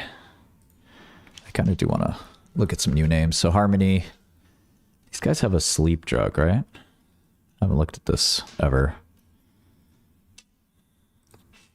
I don't know what Sarepta earnings have in store. Let's going to see if there's any channel checks or anything.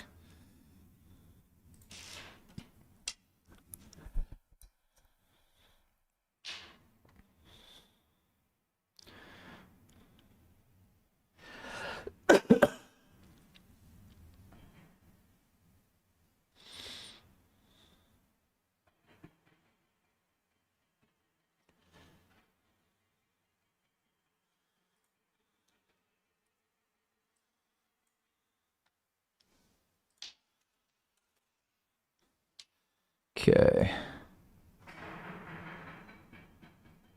Management guided flat to down 15% Q-over-Q revenue with typical Q1 dynamics. Where's the street? Street's at up sequential, so that's not good. Oops. We have bonds on Godel now. So I can look at where the Sarepta bonds are trading. So one of the cool new things, you could do SECF, and then you can actually get the corporate bonds here. You can see the 2030s are trading at 86 cents on the dollar.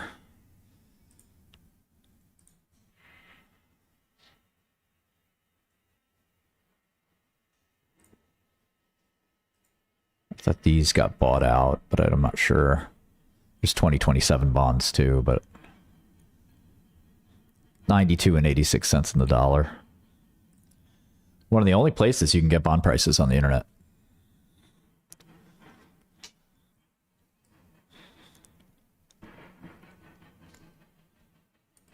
So street's at 95 for Levitus, which is really low. That drug is... No, it's for brokies too. I mean, you have to. What is define brokey? If you care about bond prices, I don't know how much of a brokey you can possibly be.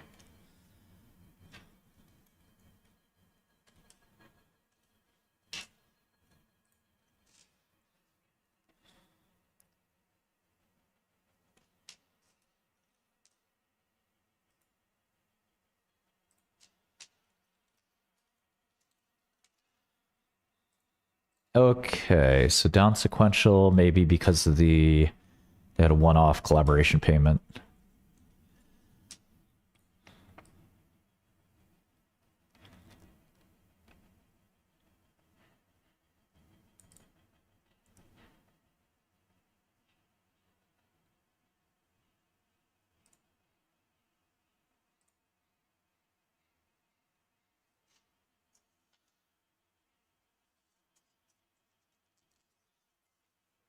I don't know. If you're a piker, Godel, I hope you get some value out of Godel, but Godel is just going to get more and more expensive as we add more stuff.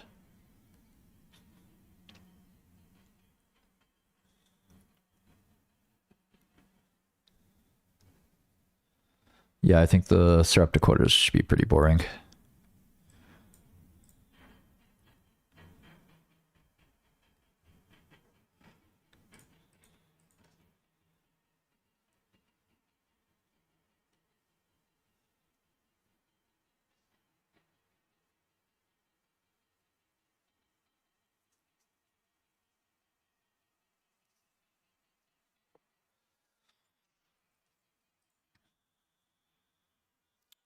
So yeah, what's Harmony?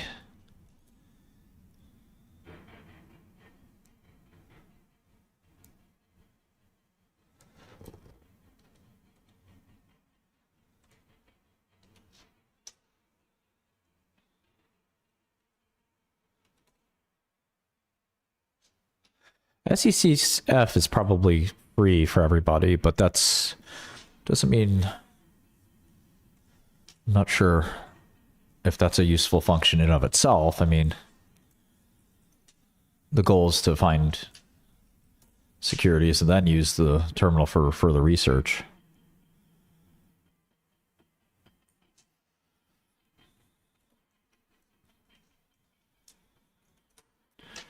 Only you would say that a securities searcher is lit, but I know how you feel. I don't know about tiers. I think there'll be like pricing for certain functions, things like that.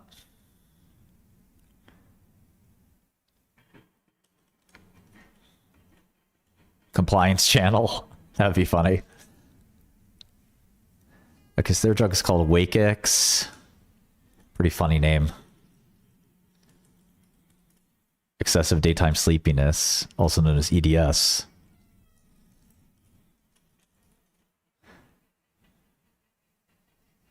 They have pipeline drug pitolisant. Also for the same stuff. Narcolepsy.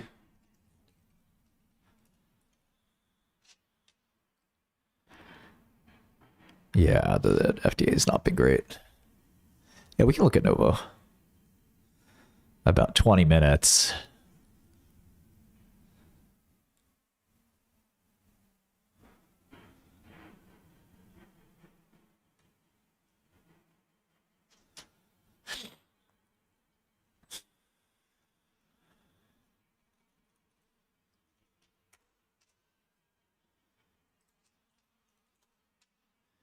WakeX is pitolisant.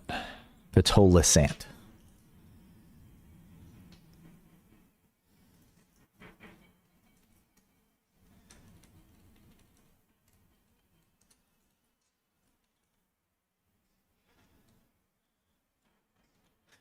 Yeah, EDS is a bit of an odd thing, but you know, it is a real disease. I mean, there are people who are very sleepy throughout the day due to various diseases. I'm one of them, right? I do sleep max. I hate using max at the end of a word.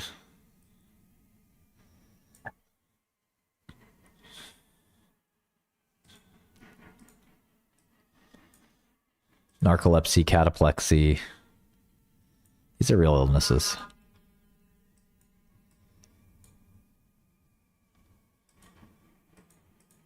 Maybe they can beat expectations, but we'll have to see.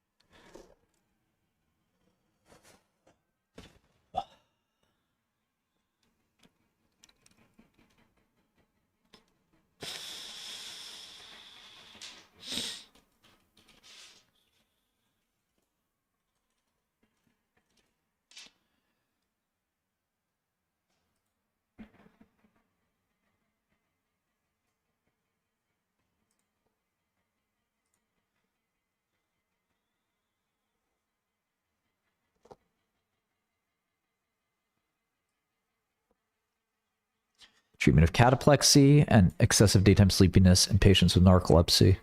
It's more narcoleptics than you think. Dave Blunt's.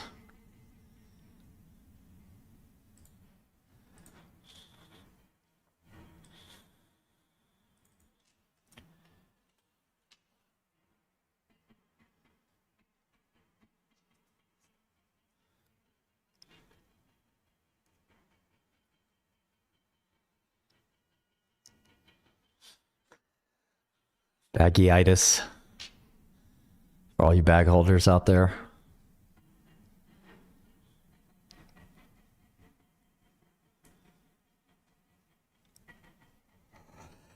They're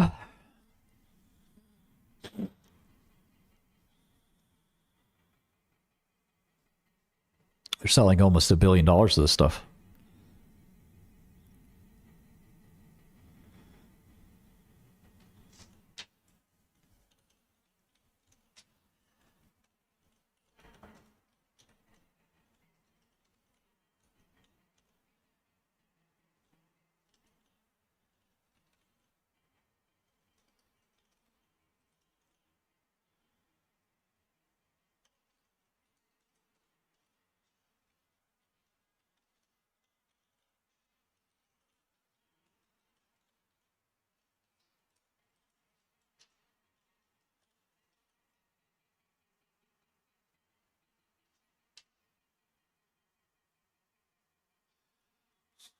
Well, there's the orexin pathway, which is a fascinating biological machine.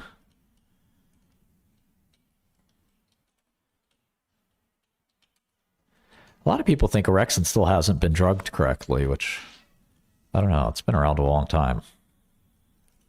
Orexin was discovered 30, 40 years ago.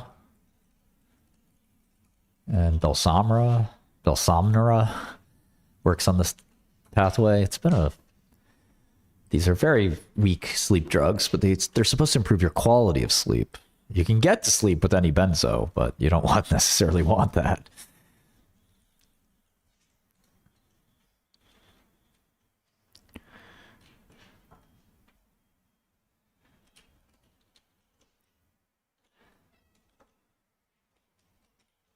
Hope you make a good coffee, Matt. Matt says he'll be my assistant for a year if liquidity doesn't sell itself. 2 sugars.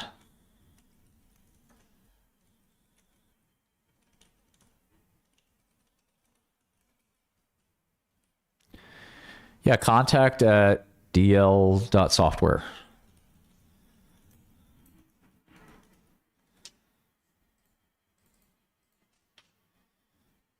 Or Martin at dl.software.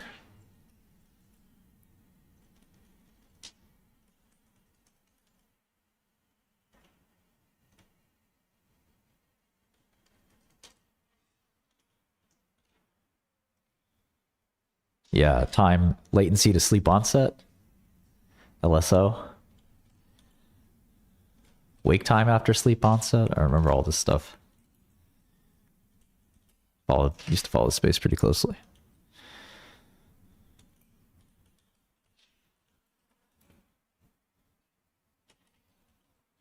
I don't want insider information.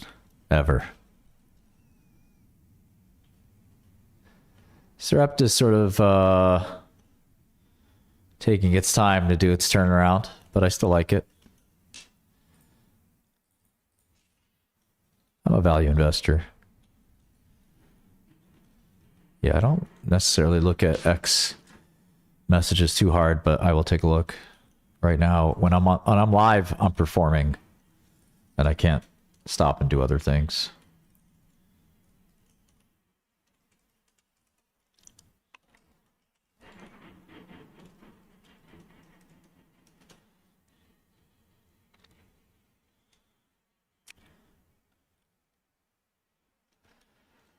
So yeah, they've been selling the crap out of this drug. But it's... I wonder when the patent expires. For that, I go to Orange Book. Yeah, I don't think anybody misses Doug Ingram.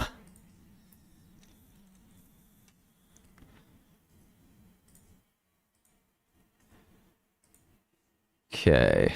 So we have until 2030. Just not a long time. But the stock is also kind of subdued because of that. It's only $1 billion enterprise value, so we will see the generic at some point.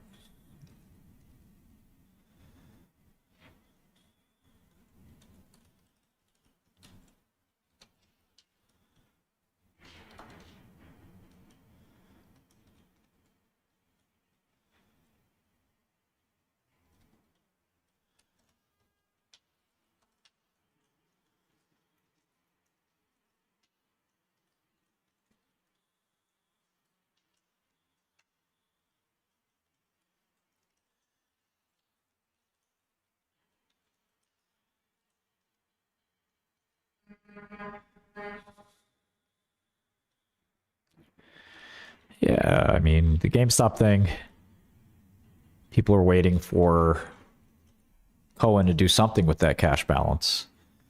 And it might be a little disappointing that this hostel is it.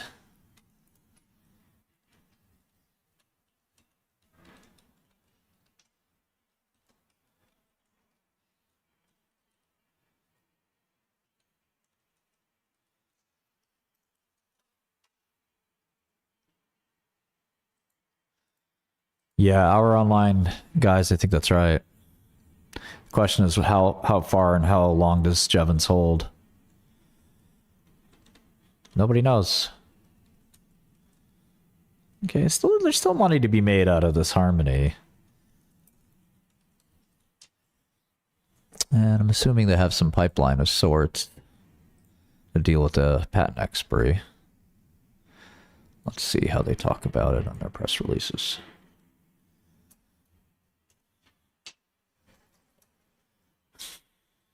Peptide boom, huh?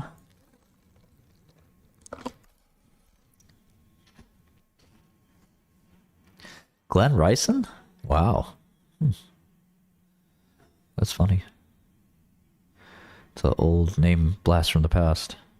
Oh, it's CFO. Okay. That is CEO.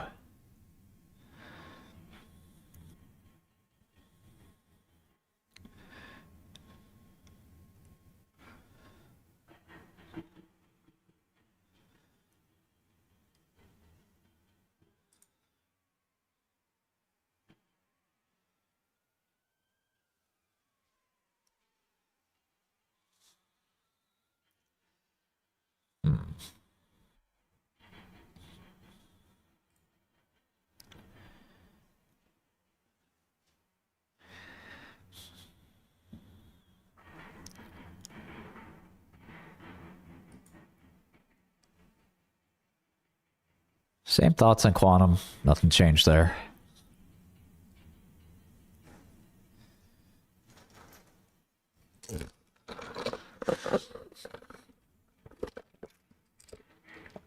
Okay, they have some kind of extended release or something like that. What's that? GR, gradual release?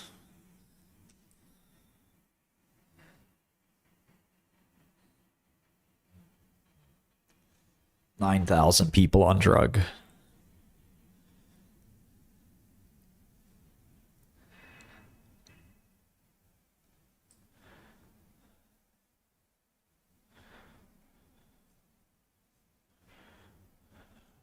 Gastro-resistant. Okay.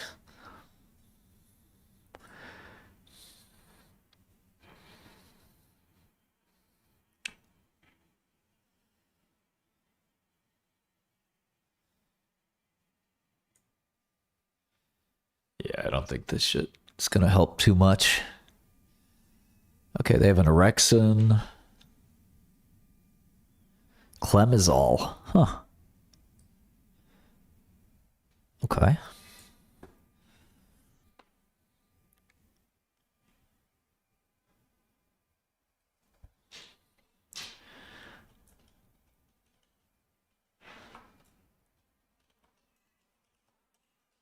I haven't looked at Sony at all, really. Complicated Japanese companies. These are always a little hard to dig into. I don't mind digging into them. It's just, there's no quick take there. Huh. Yeah, Harmony's kind of interesting.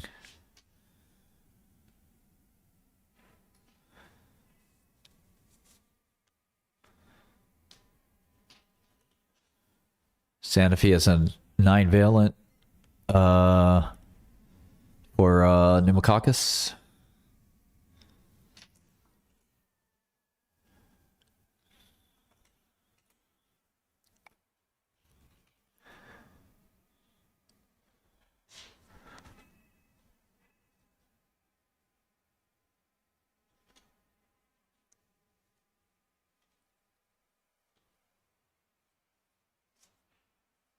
Japanese companies are all just a little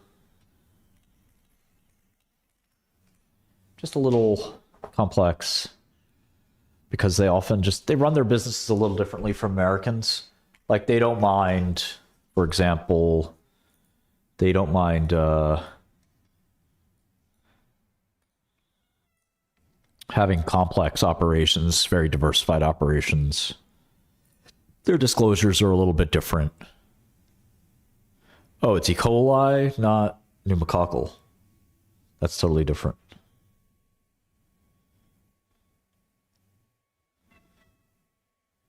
I don't know who that is, Collie.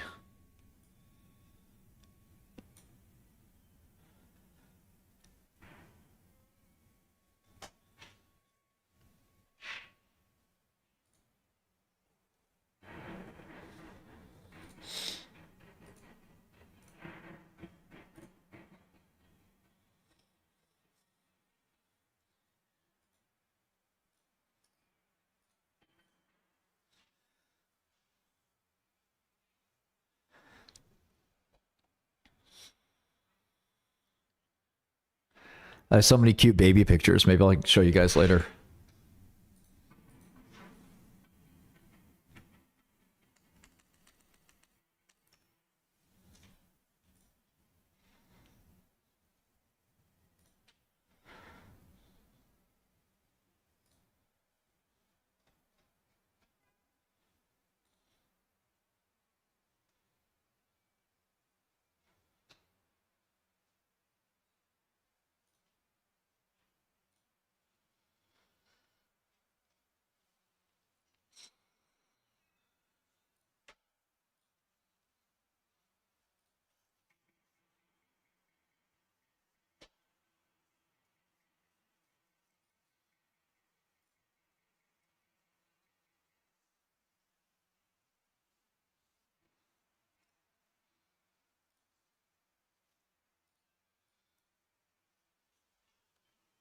Baby's named Torque.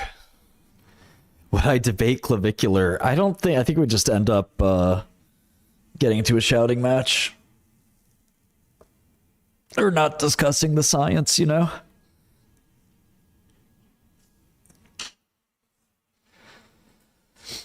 Bitcoin's back to 80K.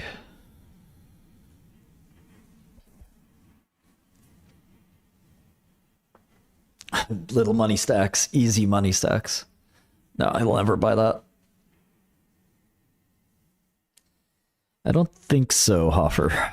Neither Hoffer.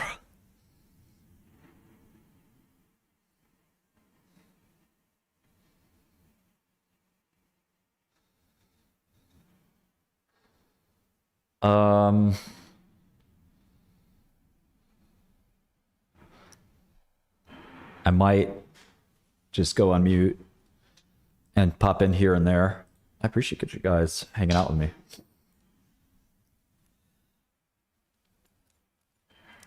But I have to do some other things right now, so I'll see you guys sooner or later. BRB.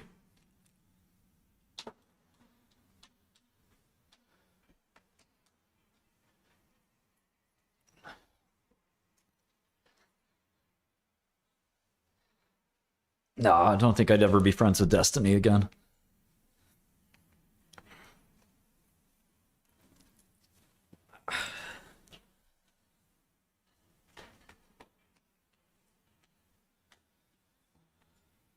Thanks, Matt. How are you? Very good. Yeah. Good.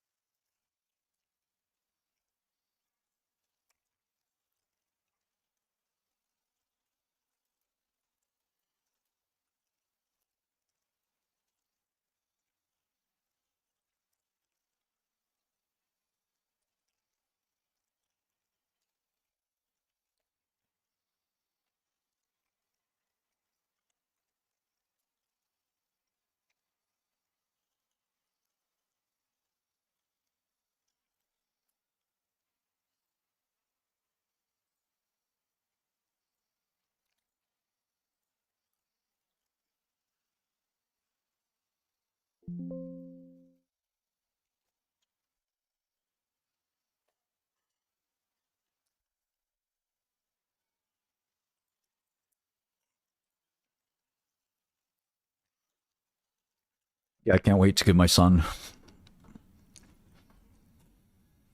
all the candy in the world.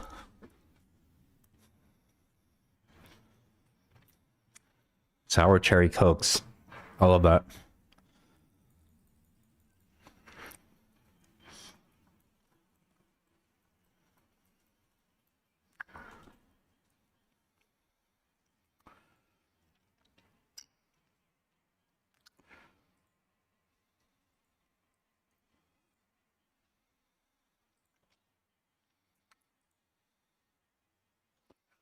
I'm eating like Twizzlers candy.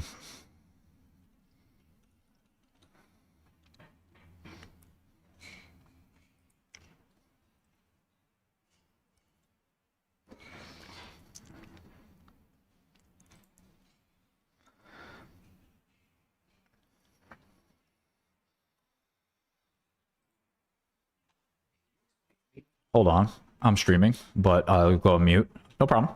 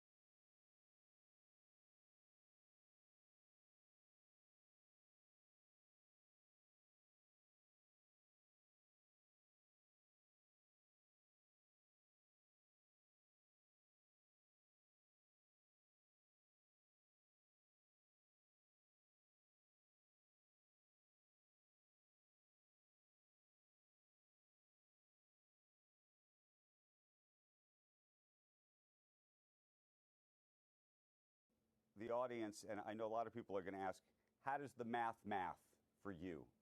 Given the price tag, $56 billion, given the market cap of GameStop, which is a fraction of that, I know you have this $20 billion financing letter from TD, but sort of walk us through how you could get to that price and how it would work. It's on our website. It's half cash, half stock, but the details are on our website. Can you help? I've read them, but can you help our audience understand them?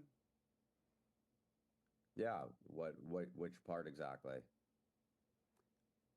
Well, I think we can start with the idea that the market cap of GameStop is, call it, $11 billion. You have $9 billion on your balance sheet. Arguably, if you're providing effectively all of your stock, and then the cash that gets you to 20, you have this letter from TD.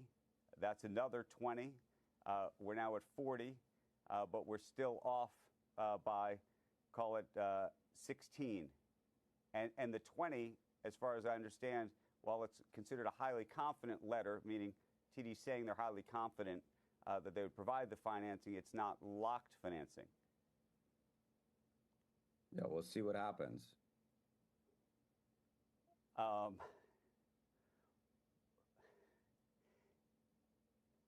I hear you. I understand that. I'm just trying to understand where the rest of the money would come from. It's half cash, half stock. I hear you. I'm just saying that math doesn't get you to the price that you're offering. So, Brian, that's a pretty straightforward question. I don't get it. Like, where's the rest of the money coming from? Andrew laid it out pretty clearly. I don't understand your question. We're offering half cash, half stock, and we have the ability to issue stock in order to get the deal done. But the full details of the offer are on our website. But you're on our air. We thought we'd get... So, but I don't understand your question.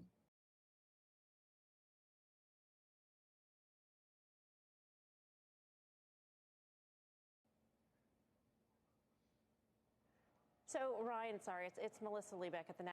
But I don't understand your question.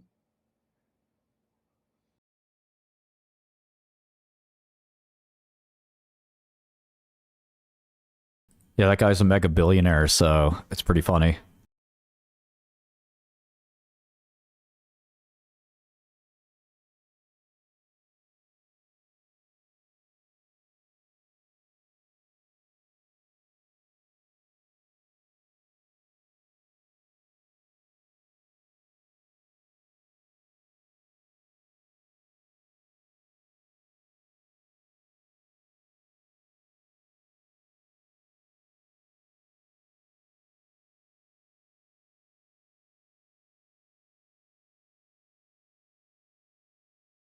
You're saying my audio's broken? Why is that?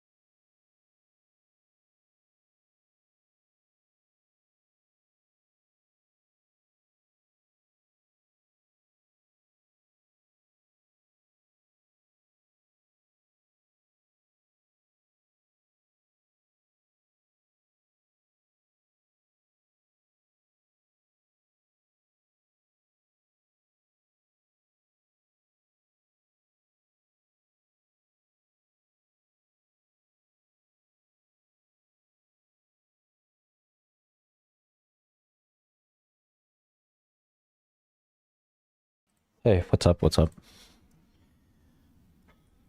I'm just working. Got a lot going on.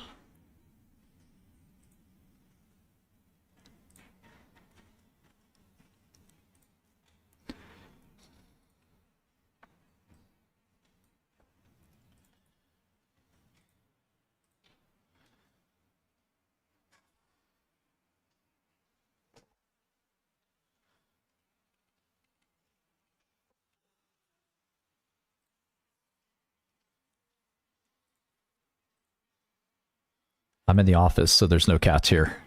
No cats allowed.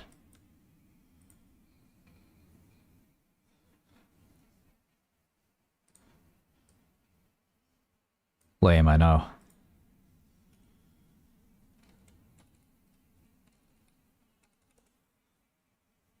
Hop on League? It's a little early for that. I gotta work.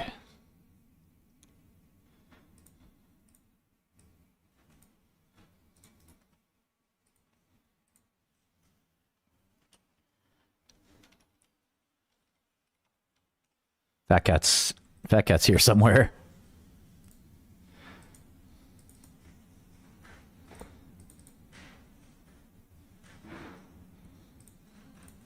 There's a lot of women in the office now, so I can't talk like that.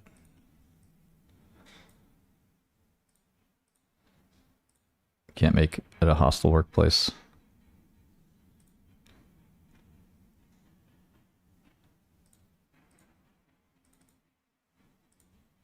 Some of you people are animals.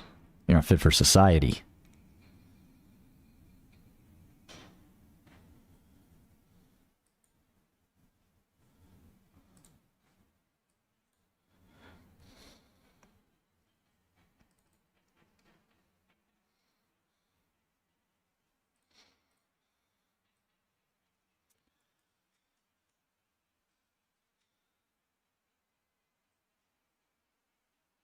Exactly.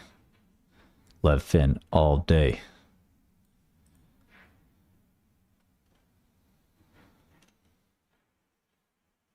All my chuds.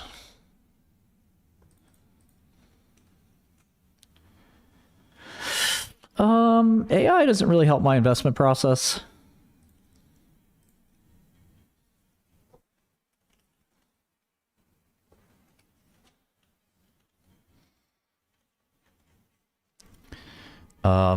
But, you know, we have some projects we're working on. You know, it's like one of these things where it's like AI's everywhere. So, you know, when you're saying you're helping it, you're not always helping it. Yeah, you don't. Excuse me. You don't always realize that AI is actually in your process. You just don't know, so you don't notice it. That's the best kind of AI. So we make solutions. We don't think about how,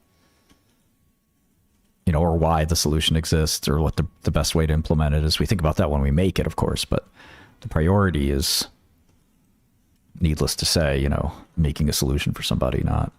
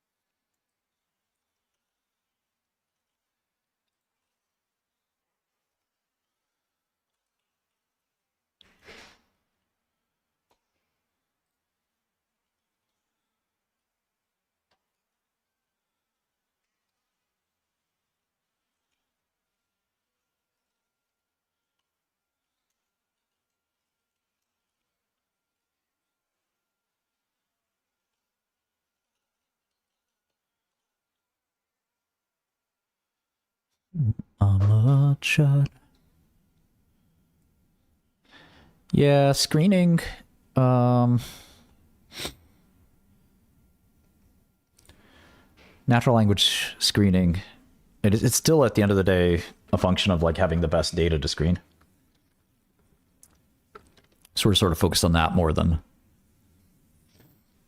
focused on, you know, implementing what's kind of a trivial prompt sort of system. You know, the hard part is really making sure you have every data source and whatnot.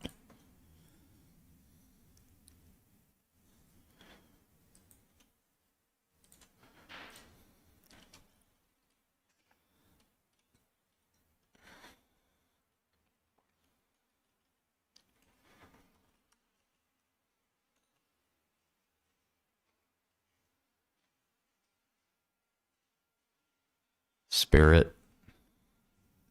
Would Spirit get rescued or something? I don't know. Watson. Yeah, I'm not sure how much faith I'd put in Watson, but yeah.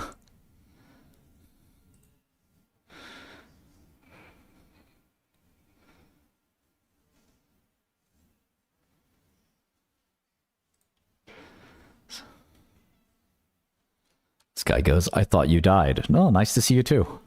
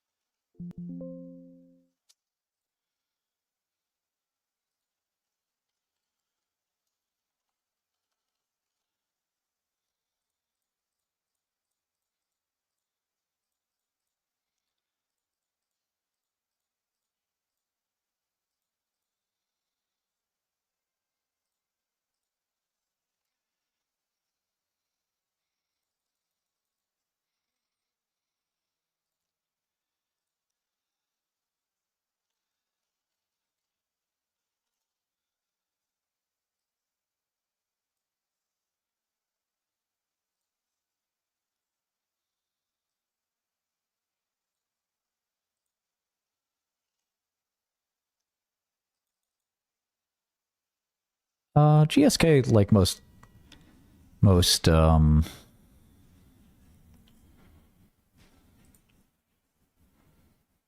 most conglomerates, you know, they broke up, breaking up each part of the business to make sense. I would not sell to Vlad for 500. No, thank you.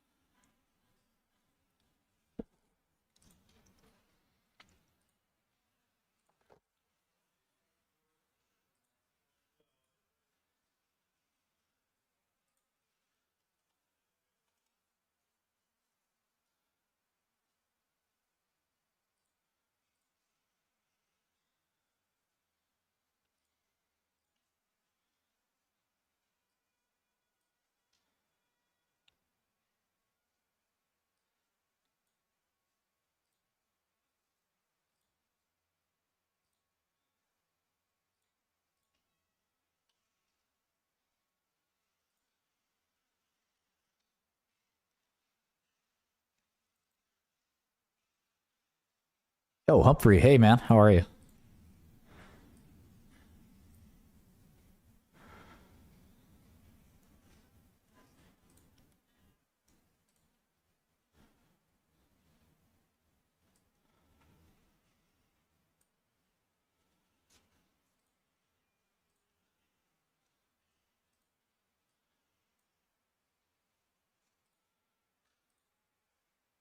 Good, good. Likewise.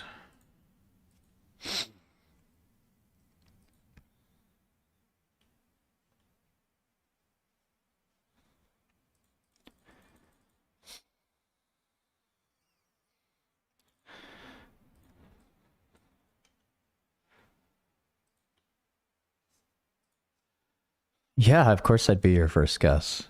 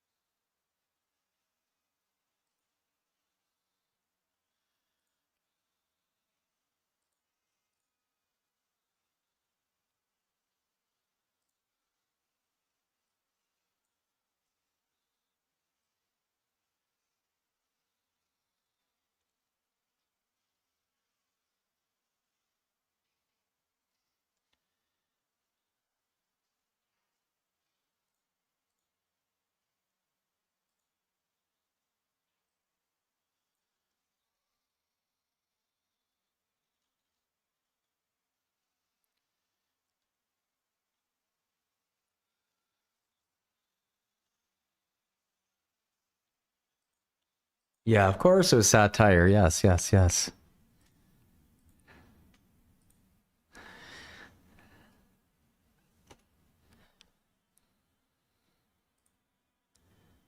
Compliance is not a joke.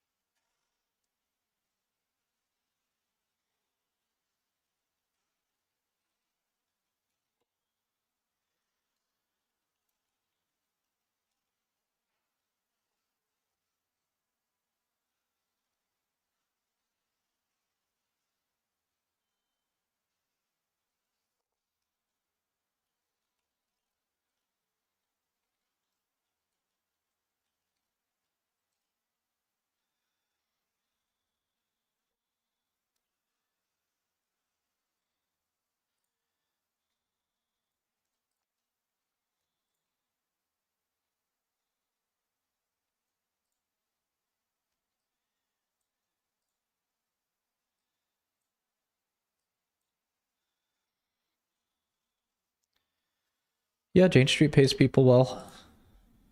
It's a big company. You have to work your way up, just like any other place. Goldman Sachs used to be like that.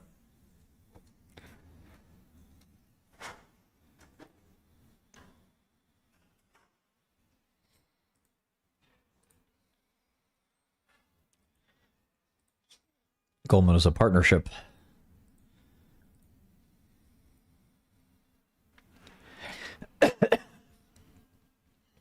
Is anybody old enough to remember when Goldman dissolved the partnership and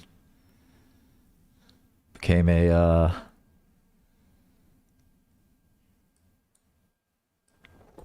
actually became a publicly traded corporation?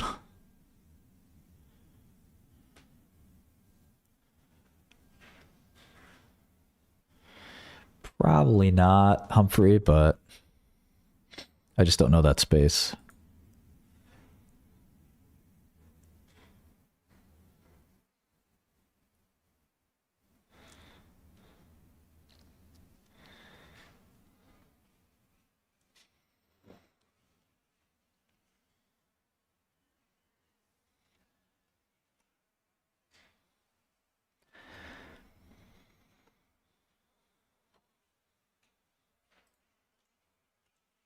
I'm not Jewish. Why?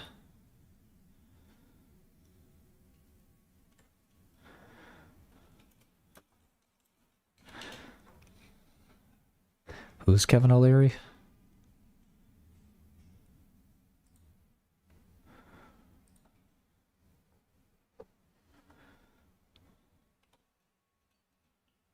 I like Lumentum.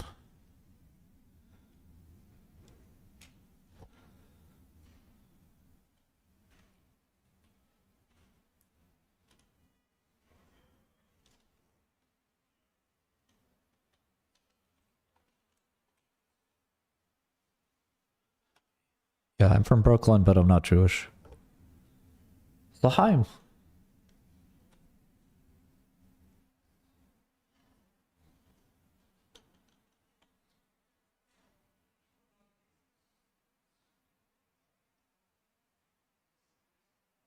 No update on QCLS. Very exciting time for new kinds of computers.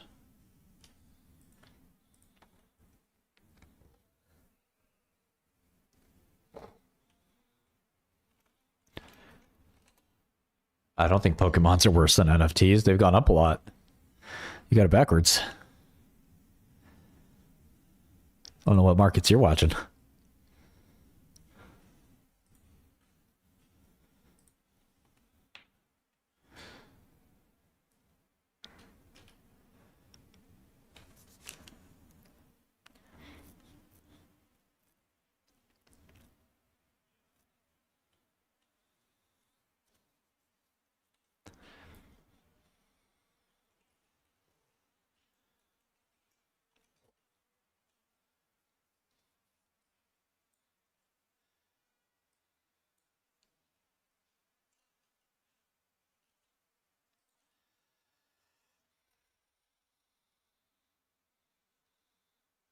Yeah, we're all taking Obafezimod.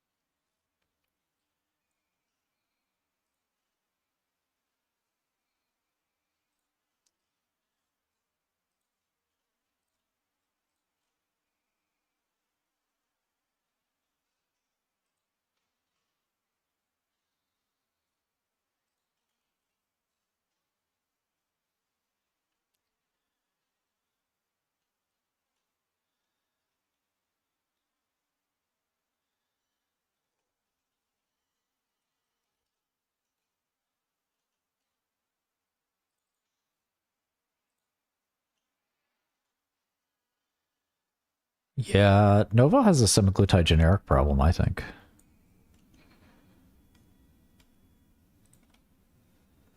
Orals are just getting started. All the actions and injectables.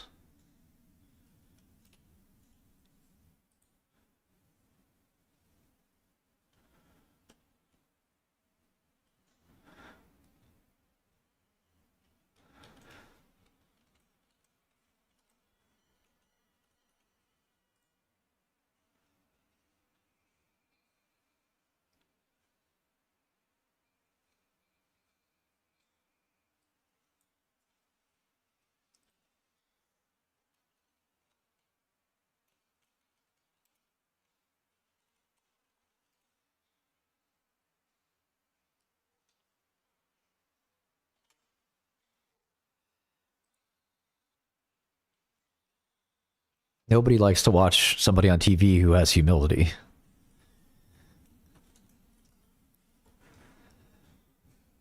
Would be pretty boring.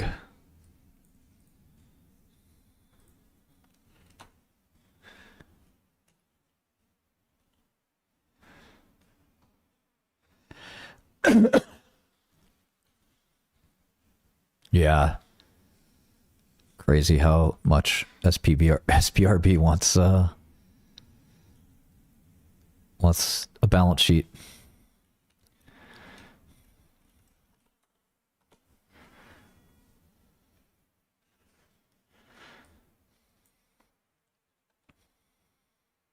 I don't follow Nectar that closely. I'm a little wary of IL-2.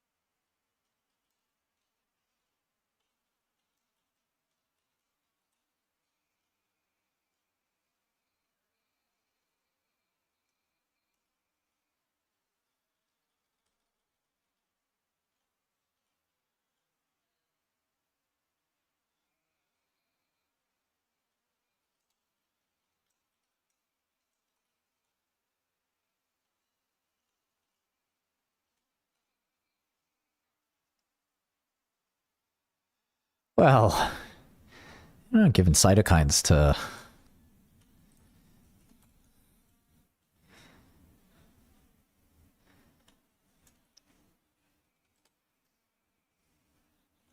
Just a bit of an odd mechanism.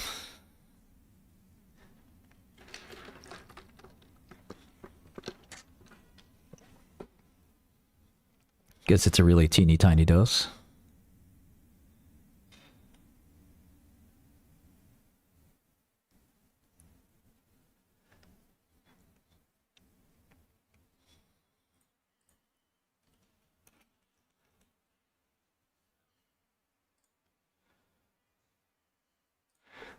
Is there a GLP-1 pick and shovel play? I don't think so. Yeah, JetBlue. Ain't gonna last. Airlines are always the worst.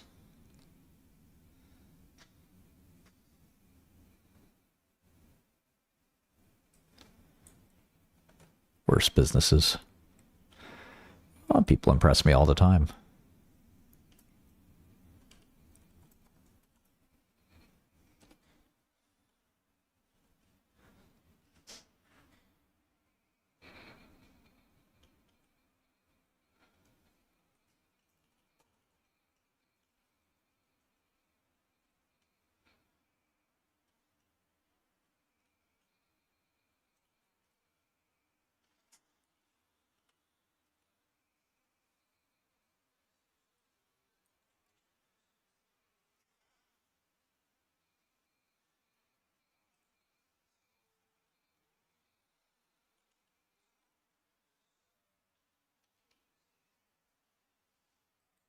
Hey, Sanu.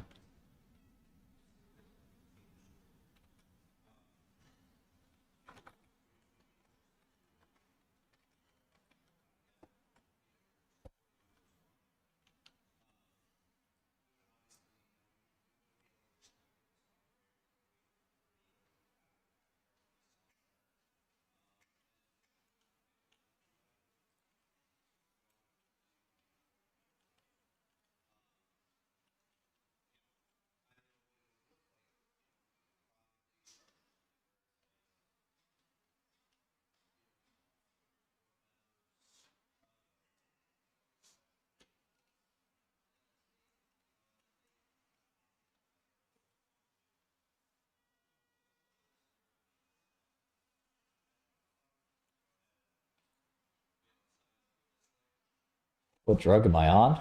I take Claritin. I take something for my asthma. I take something for my anxiety. Right now I'm on caffeine too. I need more of it.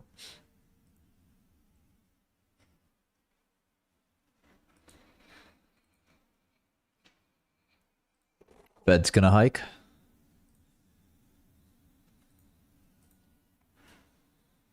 Galaxy Games. Bitch. On the GG, twin. It's good, twin. GG.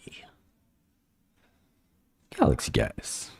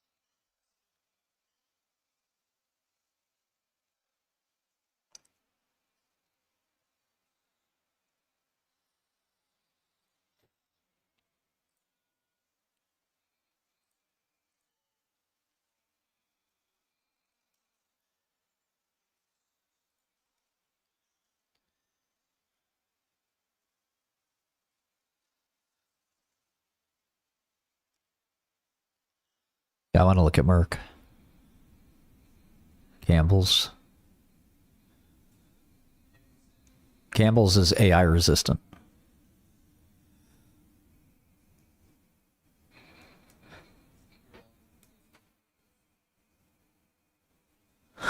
William.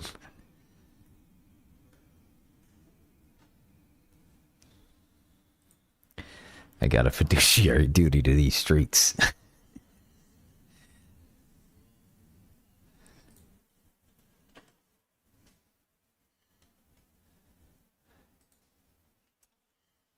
Oh, you always want results, right?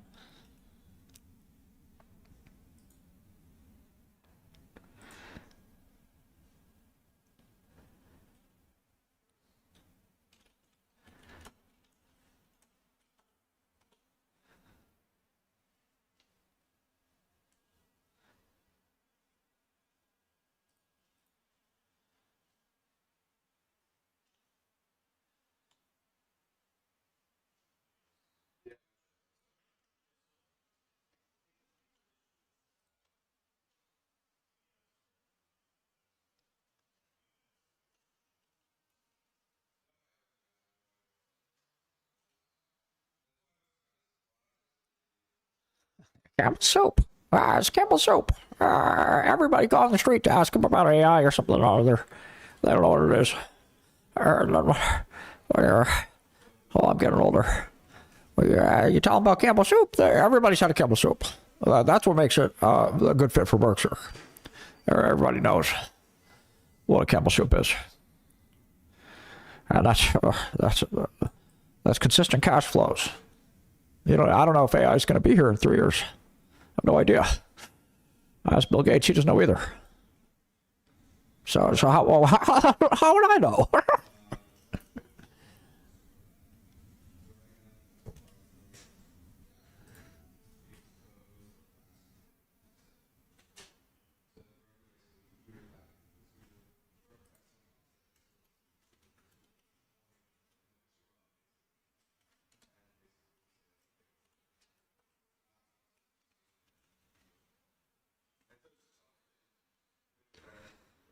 I make that voice and my son starts crying.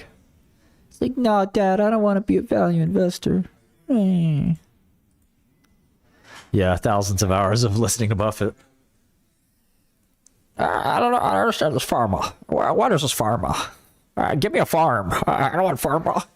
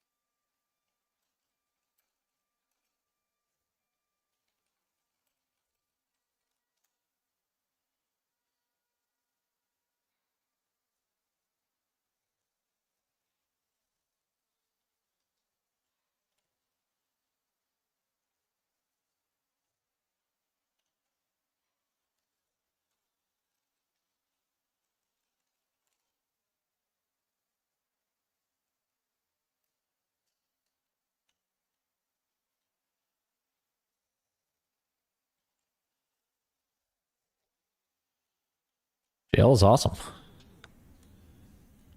Buffett thought he was going to jail at one point, if you read Snowball. But I don't expect you to do that. God forbid you know what you're talking about.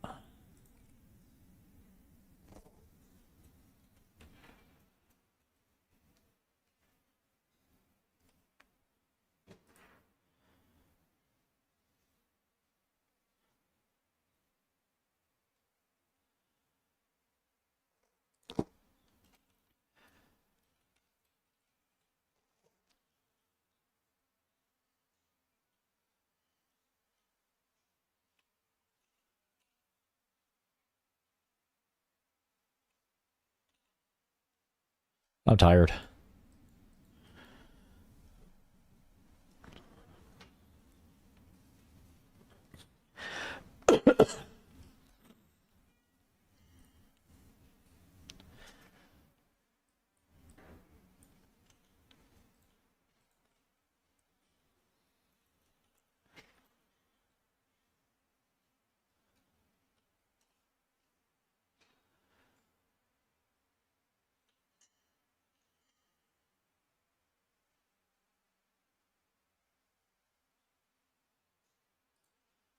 I'm gonna take a nap any minute now. Right in the office. Do you guys mind?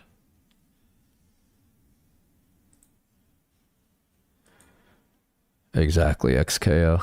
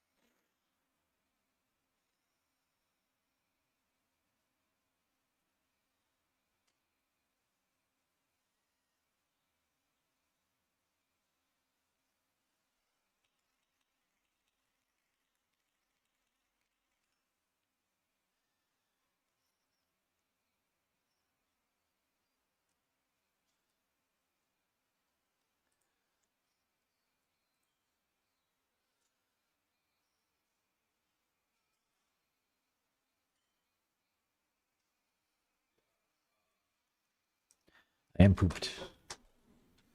Tired as hell.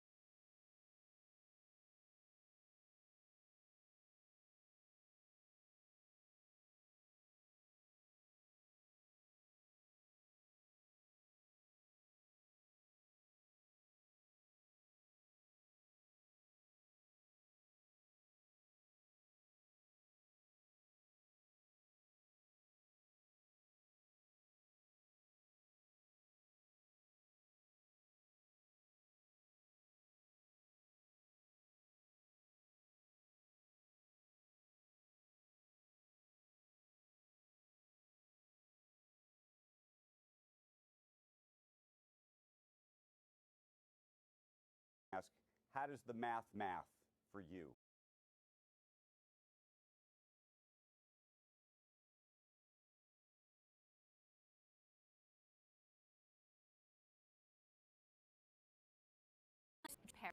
Machine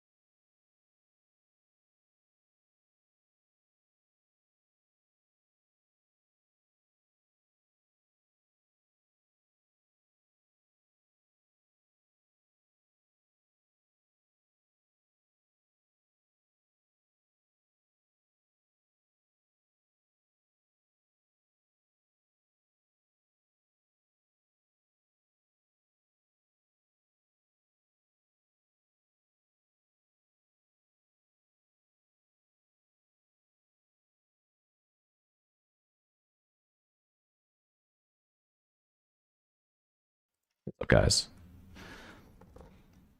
Just a lot of meetings.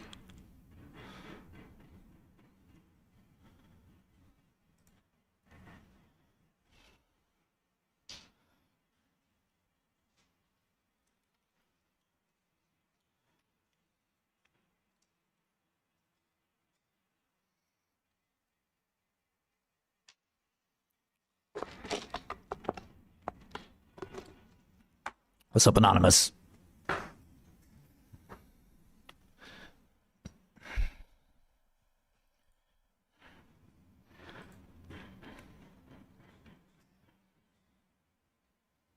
What?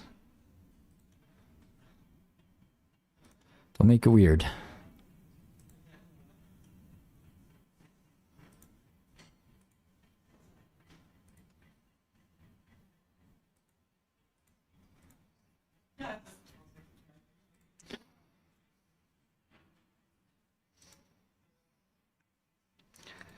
Let me see.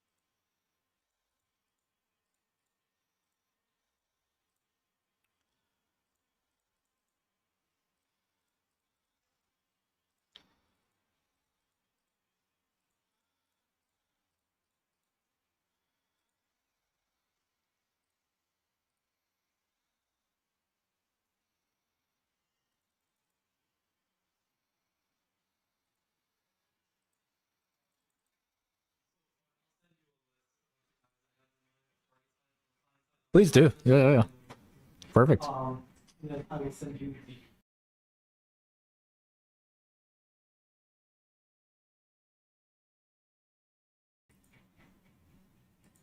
Do do do do do do do do do do. Boom boom boom boom boom.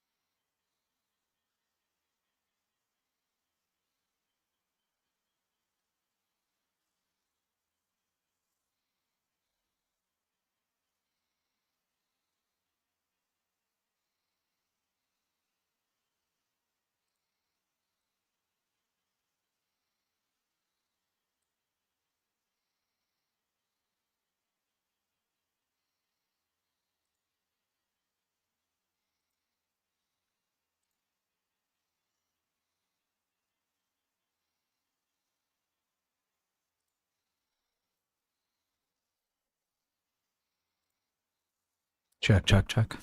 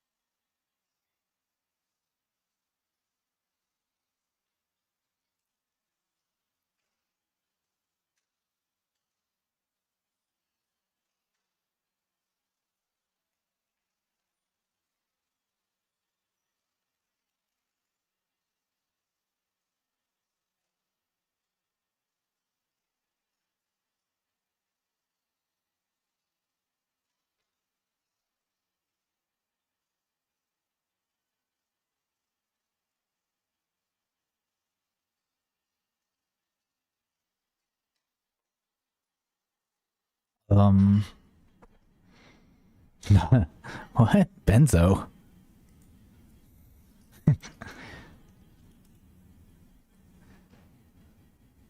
And who's Scrubs?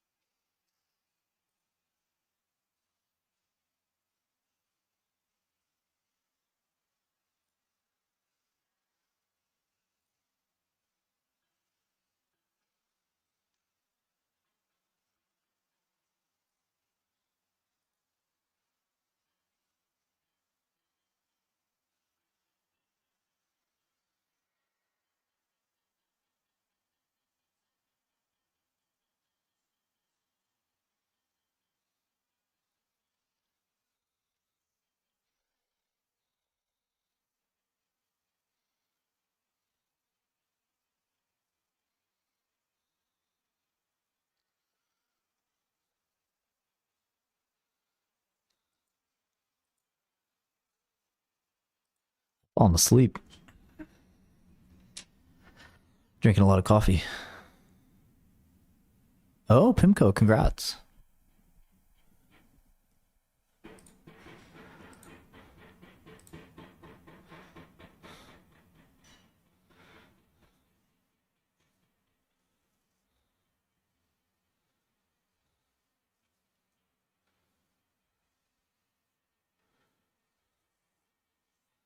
If you guys don't start behaving, I'm going to have problems with each and every one of you.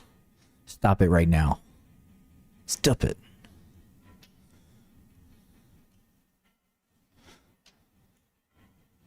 If you're in dentistry, don't be interested in stocks. No need to be interested.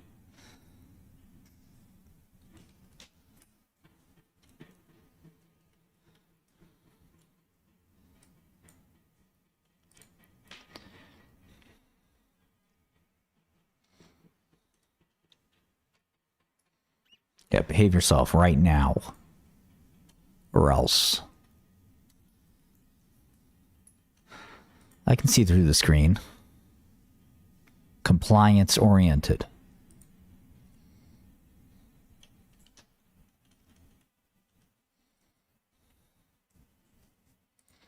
Okay, that's it. You're done. You're done. Time out. 10 seconds. Think about what you did. 10, 9, 8. Think about it. Don't be seething. Think about what you did.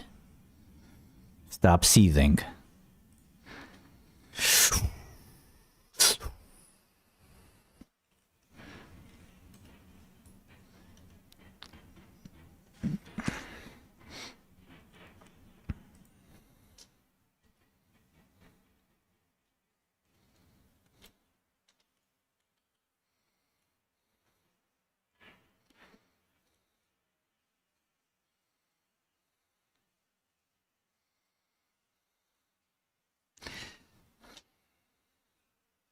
Oh, see, here we go again. More problems.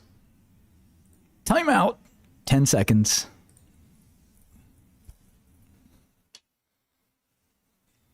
This guy went from Stephanie to Richard. That's a little weird.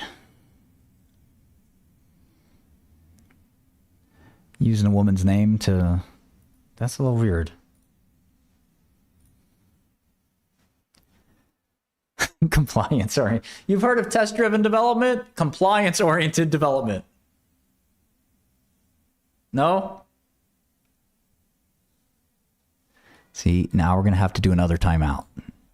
10 seconds, timeout.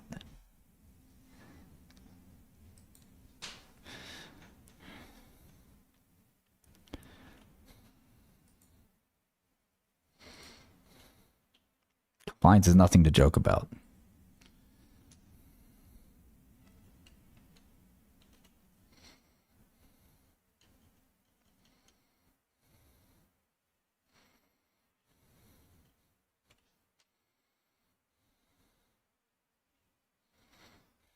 Everything comes from the terms of service.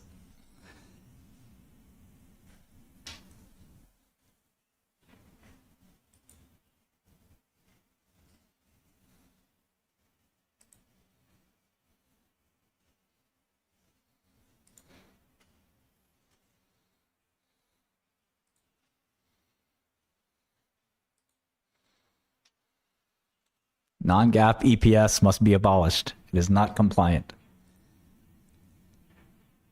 Maybe more. That's good. That's great. Thank you, Rick. What's going on here? Last summer, I proudly signed the great, big, beautiful bill, the largest tax cuts in the history of our country, and boosting millions of small businesses. Thank you.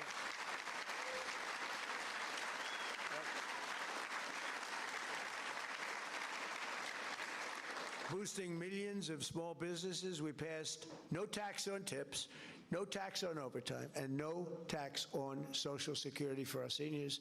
That's big stuff. And we add that to the package that we approved in my first term. We had the best financial years in the history of our country in my first term, and I think we're going to blow them away this term. You know, in this term, we have $18 trillion being invested in our country. And if you look at the last administration, they had less than $1 trillion for 4 years. We have $18 trillion during 11 months. The 12th month hasn't come in yet in terms of the numbers. But in 11 months, $18 trillion investments. We have auto plants being built all over the country, AI plants we're doing, and we're leading China in AI. And I'm going to go see President Xi in 2 weeks. I look forward to that, but I'll say I'm leading. We have... We have very friendly competition, but it'll be a very important trip. We provided 100% expensing and bonus depreciation, which is tremendous one of the biggest things that you have. I mean, it's people have no idea how big that is, the businesses do, so that businesses can deduct 100% of the cost of new facilities, equipment, and capital investment in the first year. It used to take 38 years of deduction. Now you get it done in one. You can take one, so you can expand. I think that's what made us so successful in the first term, and now we have it for a 10-year period, so you have it for a while. I really was going to make it for a one-year period. That would mean you spend all your money immediately. Now, unfortunately, I gave you too much time. I was sort of against that. I said, let's do it for a shorter period of time, but we did it. It's the right thing. And this way, when I get out of office in, let's say, 8 or 9 years from now, I'll be able to use it. I'll be able to use it myself.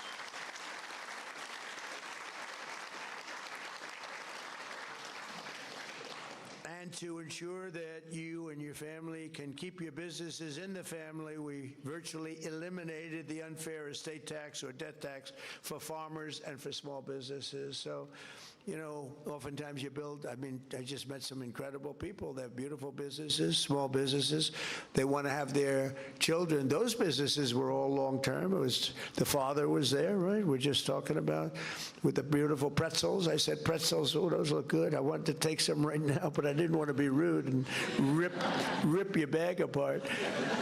But the businesses they've been in business for a long time, almost every one of them. And you pass away, you want to have your children take over your business, they work in your business, and they got hit with the state tax, or we call it the death tax, but we call it both. It does the same thing. And they couldn't afford it. They went out, they take the business, they mortgage it up to pay the tax, and they end up losing the business. They end up going bankrupt. They end up, in many cases, committing suicide. We have a lot of that. You have a lot, especially farms, you know. They want to be on that farm. They don't want to lose their farm. And it's land rich and cash poor. And they go out and they borrow and keep borrowing. We ended that. No more estate taxes on farms and small businesses. So I hope everyone's appreciative of it. Now, if you don't like your children, it doesn't mean anything. But if you do like to leave them to somebody that you love, then it's a big deal for them. You have other problems, but for them, it's a big deal. And I want to say thanks to these tax cuts. 12 million American small businesses got an average tax cut of over $7,000, and our pass-through deduction alone is delivering an average of $4,600 in savings to 8 million entrepreneurs, and is projected to generate $750 billion in economic growth for the country.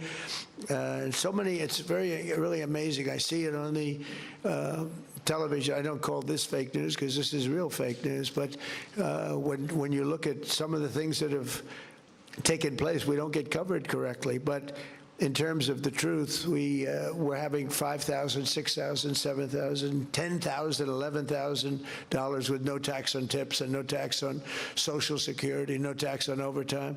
And people are making sometimes 11. I mean, I've seen it just where they're asking people virtually on the street, how is it doing? And everyone's surprised, including me. I didn't know it was going to be as much, but I knew it was going to be a lot. But you have people that make an extra $7,000, $8,000, $9,000 a year between the no tax on tips, no tax on overtime is a big one. It's a big one. But the no tax on tips was great. I won the.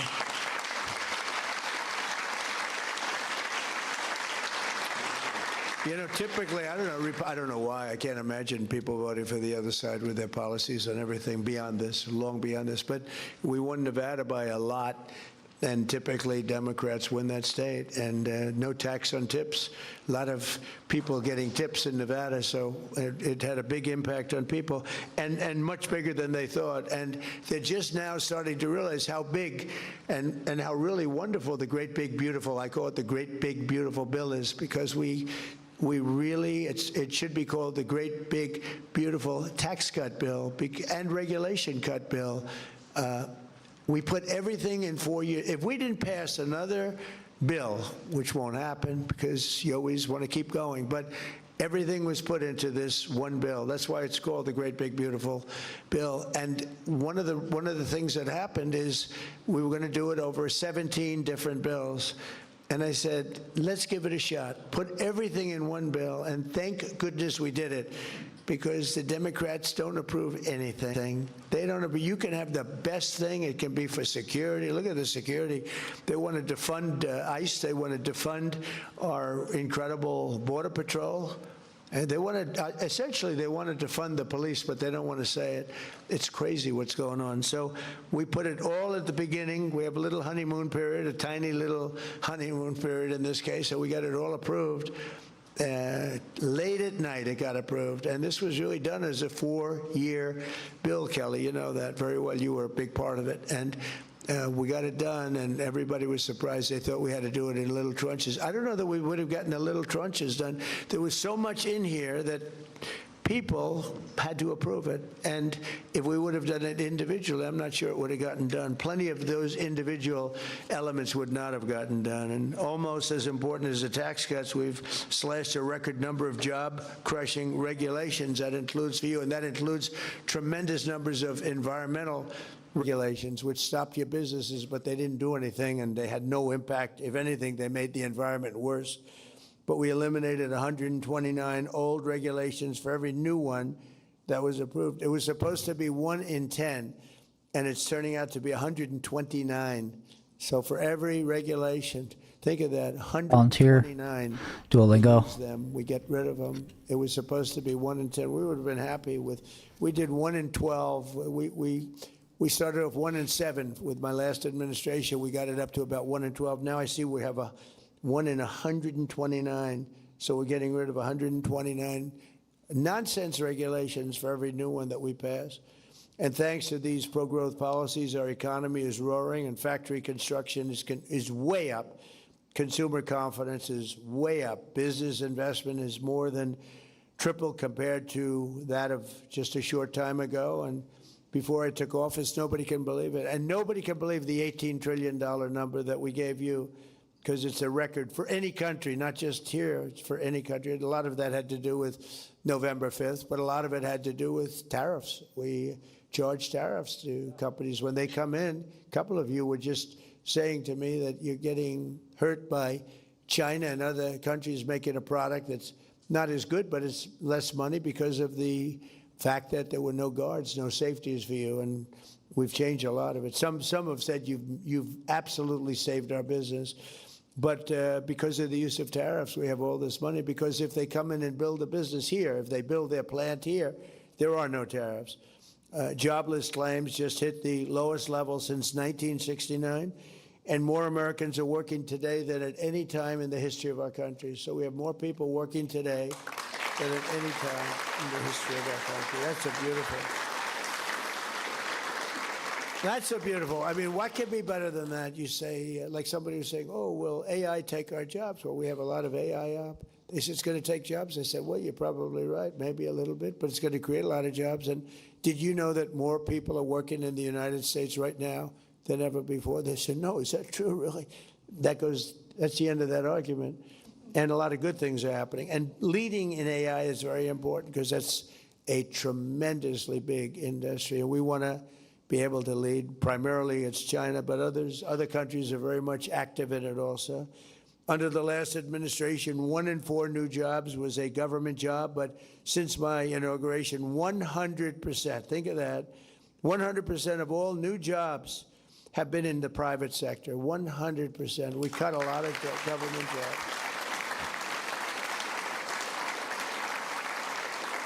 And 2 of the 3 new jobs have been in small businesses, but I just want to say, so think of that, 100% of new jobs are in the private sector. Now, to do that, we cut tremendous numbers of governmental jobs. And I feel sorry for everyone, and it's a hard thing to do. Many of those people voted for me, but now they like me because they went out, they got private sector jobs that they like better, and it's paying them sometimes 2 and 3 times more money.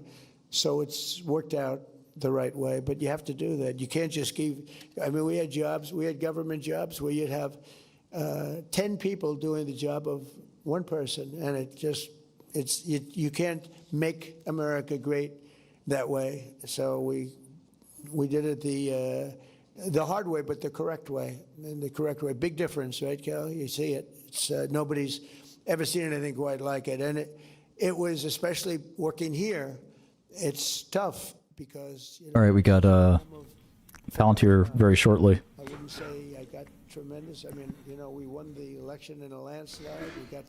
We won all 7 swing states. We did all the things that you've heard so many times with counties, which is a big count. That's why you see the map is all red practically. When you look at it, we won 86% of the counties in the country. But here is a little bit different. But now, if you look at those people, some of them have left. And by the way, speaking of that, Washington, D.C., which was very unsafe a year ago, a little more than a year ago, is now one of the safest cities in the United States. Duolingo's out. Duolingo's dropping. So we had to cut the jobs because we were way bloated with federal jobs. And, I could make 1.63 Palantir. Whoa. I could say, let's have no employment, and I'll hire 1 million people or 2 million people. I say, It's out early somehow. We have absolutely no employment. And that's what they would do. They'd have bad numbers coming up. So Shareholder letters out. It's out on the website. Okay. With me, it's the exact opposite. We terminate a lot of federal jobs that are unnecessary. And they don't like me for doing it, but a year later, they like Here's the press release. having a much better job, oftentimes in a place where they'd much rather live. They go to the place that they want to go. They're not stuck in Washington or someplace else. And they do much better. And in the end, I've had a lot of people come up. They say, I was so angry at you, but now I'm making sometimes 2 or 3 times the money. And 1633. So you got to do what you have to do. You have to politically. About 100 million upside. Bad or indifferent. I think it's probably. Where's bad, guidance? Politically, but in the meantime, I'm in the White House, so maybe it's good. A lot of times. 1.8 for next quarter. Yeah, it's good numbers. Not amazing. The fake news media treats me very, very badly. 93% of the stories I get are bad, and yet I won in a landslide. How do you win all 7 swing states when you? Duolingo's back to flat. They give me fake polls. They tell me about polls and this. It's interesting. I did a poll on the war with Iran, and they said only 32% of the people like it. Well, I don't like it, and I don't like war at all, but we're equipped better than it. We have the greatest military in the world. You saw what happened with Venezuela. You see what happens with everything. But they said 32% of the people are against President Trump. Well, when you explain it, like, is it okay for Iran to have a nuclear weapon? It wouldn't be 32%. But even if you said that, there'd be a 32% because the polls are fake. They're totally fake. And when you take a look at what's really going on, the other day I made a speech in a great Florida senior citizens community, and I made another one at the Kravis Center, 2 in one day. It was wonderful. I go out and make a speech. Then I say, all right, let's go home. Sir, you're making another speech, and this one's in front of the richest people in the world. I went from an unbelievable group of seniors. Now, of course, I'm not a senior. I'm far younger than a senior.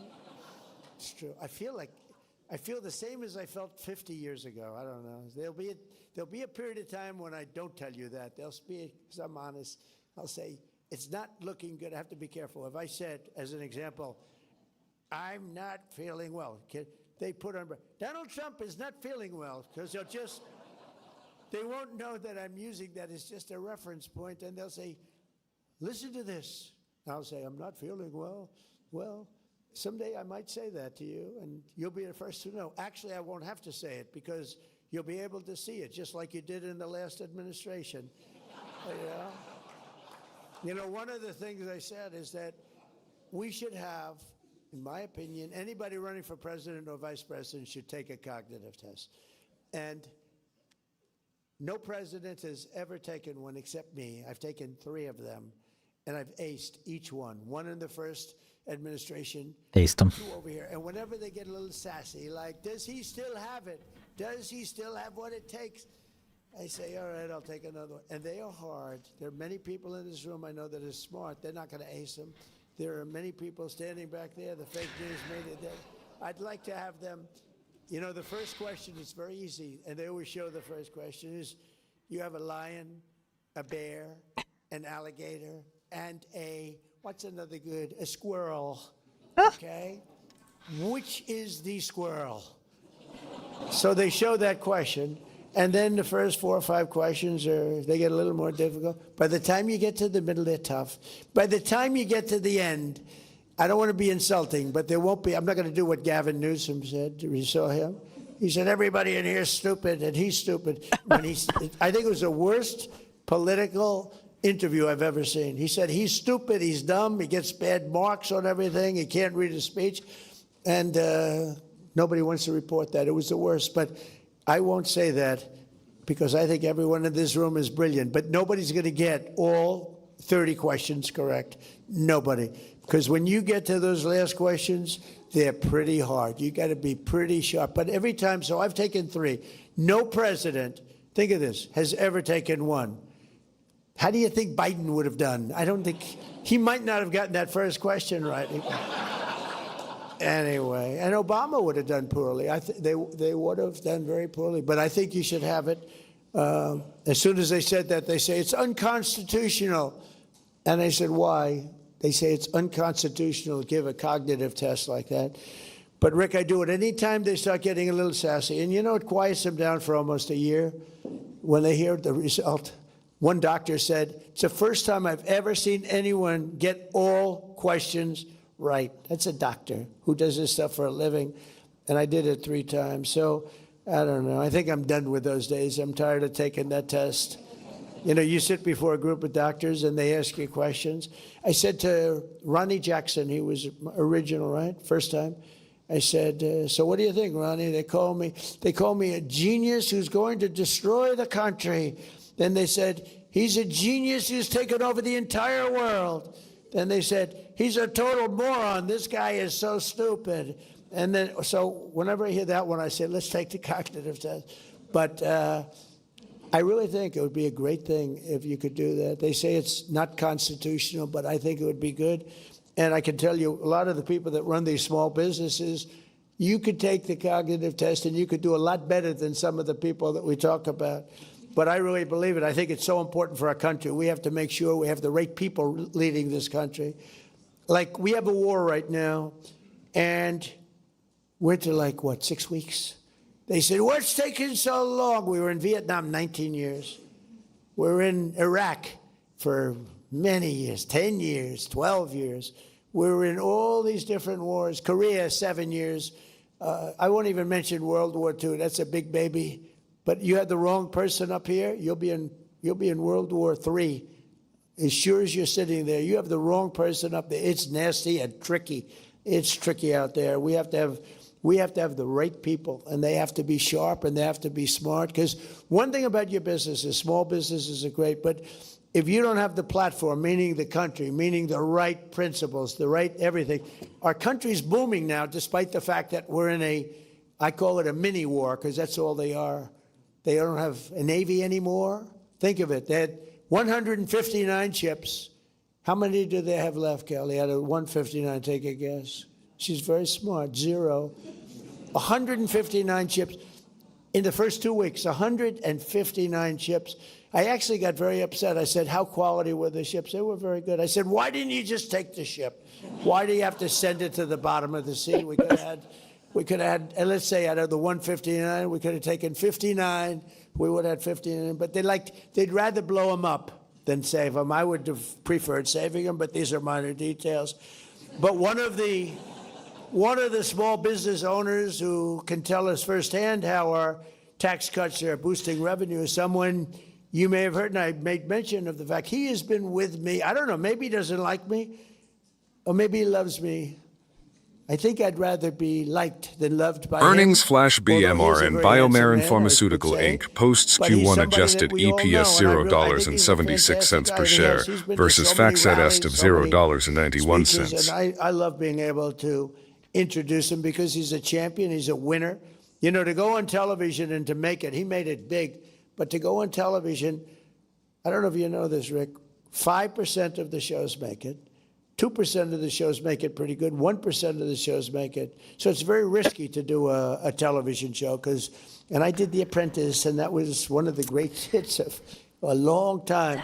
But you did your show, and I've just always admired. I admire people that will go against the odds. And when you do a television show, you're going, because very, very few of them make it, and you made it big. So I'd like to have Rick Harrison come up. It's a gold and silver pawn shop in Las Vegas, and you know his show very well. And say a few words, Rick. Come on up. You're looking good. Thank you, Rick.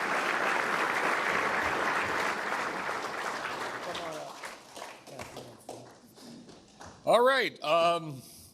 You know, usually I like announce them at rallies, and they give you like 3 minutes notice, and I can't come up with a speech. And they've like literally just told me a couple hours ago to take a little speaking. I just want to say he's amazing. He's done so much. I mean, so much for all of us. I mean, the backbone of this country is small business, plain and simple. And the last guy in office, all we heard was that we were the evil people, we were the bad people, everything else like that. We don't pay our fair share, whatever that's supposed to be. And he made it tough. And this guy, the big beautiful bill, absolutely amazing. You know what I mean? God bless you for letting me get 100% depreciation. It really helps out. And all I can say is, this is literally, I mean, I'm a history buff, and I know a lot about this White House thing and everything. Literally, he's going to go down as maybe the best president ever. I love this guy.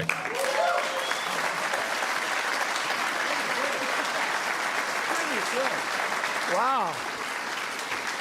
Wow.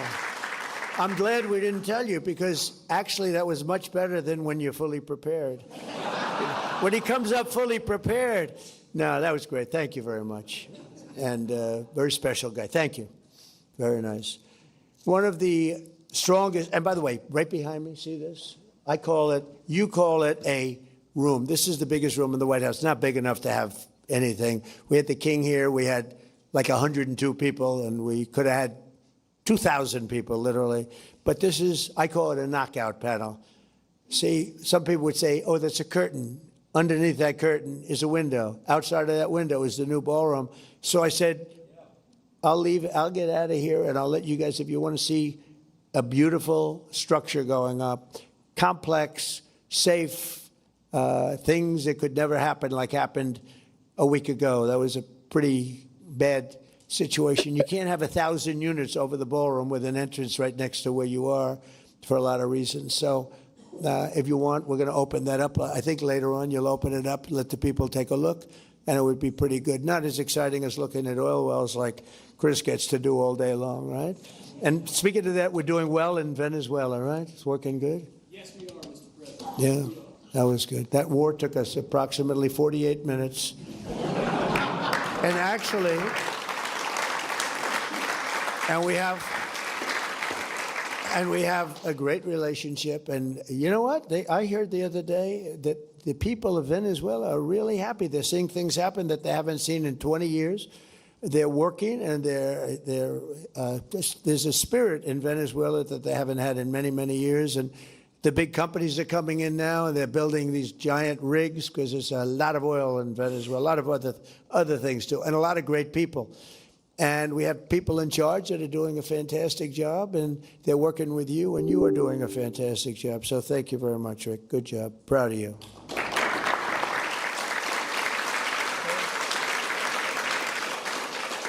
People of Venezuela are very thankful for your proud and bold leadership to change the trajectory of their lives.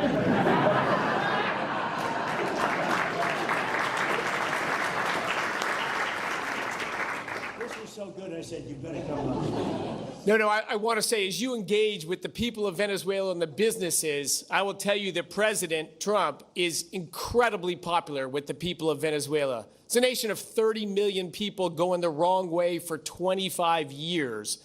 And a bold leadership of this president changed the trajectory of that country, changing the futures of all those people, wanting millions of Venezuelans abroad to go back to that country. American businesses are stampeding in to invest in that country. 25 years trying everything going the wrong way. His bold leadership and creative thinking changed the game. Thank you, Mr. President. Thank you.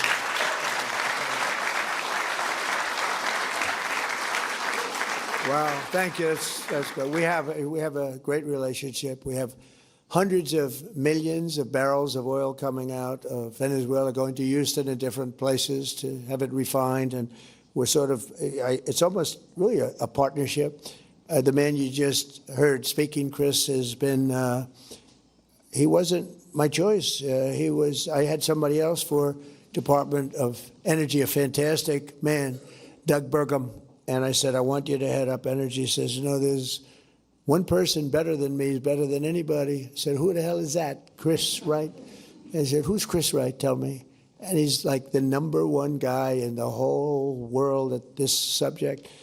And I said, well, let's talk to him. I don't know. He probably makes a lot of money if he's doing that. And he was. He's taken one of the largest salary cuts in history, I'll tell you, without question. But he's done a fantastic job. These are the people we have. We have great people. Doug is great. He was the governor of North Dakota. He ran an incredible state. He was very successful in business. He started with a small business. He sold it for $1 billion to Microsoft. And he wanted to do what Trump did. He said, I want to be a business guy, and now I want to run. I made a lot of money. I want to run.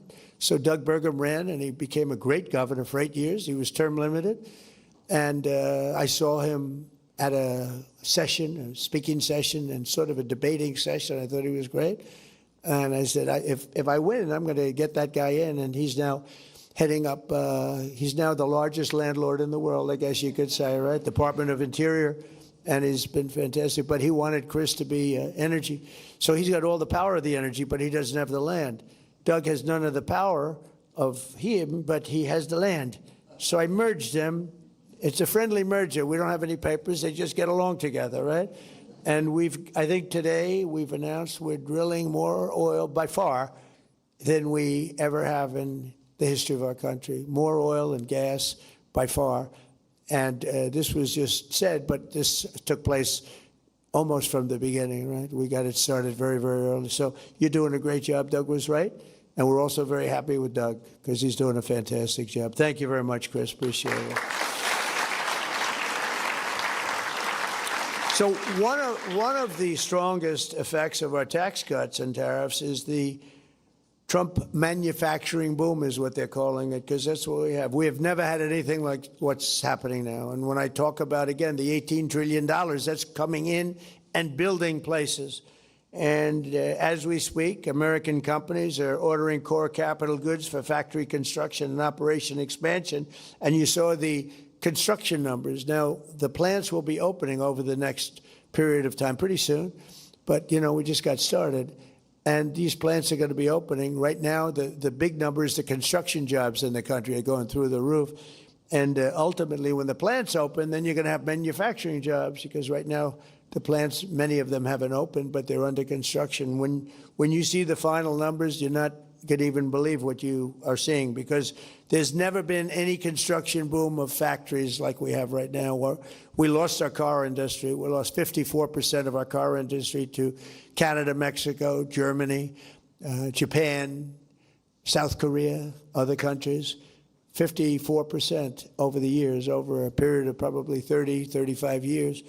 And they're all coming back. They're all coming back. And they're coming back at levels that has never been seen before. It's pretty amazing. Well, you see, you'll see it. It can't be disguised by our friends that would, I guess, I don't know. I see so many of them smiling and having a good time that I actually think they probably like us. I think their bosses say, treat Trump as badly as you possibly can.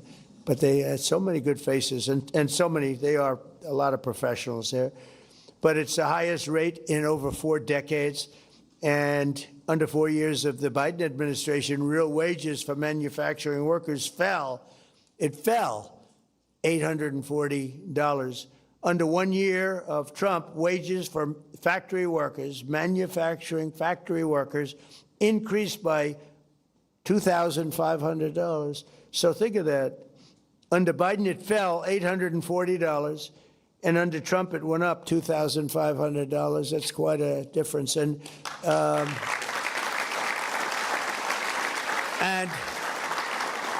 as I said, you haven't seen the real effect, because these factories are being built right now. When they open, you're going to see numbers that are much greater than that. And a lot of these government workers, good people, and you know, I don't blame them for liking what they had, but they're going to all be in this system, and they're going to be making double and triple what they were making in government. We have a country again, because you can't have a country that works where you have literally 10 people to do one job.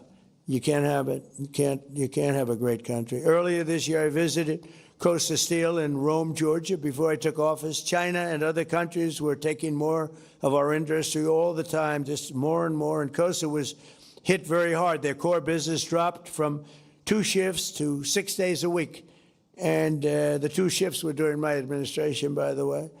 But now it's down to and then ultimately is down to 1 shift operating 3 days, and it was going down to 1 day, and they expected to go out of business. There was no stopping it. And now, thanks to the tax cuts and the steel tariffs that I put on, Costa is thriving like never before. I just heard from them, and they're at now full shifts, 2 full shifts, 6 days a week, and they may go to a 3rd shift round the clock. Think of that, round the clock. They've never had that before, and they've have a backlog of 7 months long of things that they're building, steel products, great. And they said, I was with the gentleman that owns the company. He thought he was going out of business, and now he said, now I have a great business in just a period of literally a year and a half. It's we thought we couldn't stop it. And he said, all of my friends up and down the line, they have different businesses, factories, big businesses, but they all thought they were going out of business, and now they're all doing better than they've ever done before. And they've gone from employing, in this case, Costa, 50 people to 125 people, and the 50 people is going down to about 14 or 15. And now they're at 125, and they're looking for additional people to work. And I want to thank their president, Andrew Seville, who I think maybe is here. Andrew, are you here someplace? Where are you, Andrew? Wow. You want to say something? Come on up here. He's so he really understood what was happening, and I think it would be nice. You weren't supposed to speak, so I hope you're not nervous. Come here. Well, no, you make it easy. Thank you very much. The most thing that took us right to the top was your tariffs. And I think everybody in here that runs a small business, the tariffs had an effect on you one way or another, and that has just taken us, all the jobs that were going to China, you brought them back, and it really took us to the next level.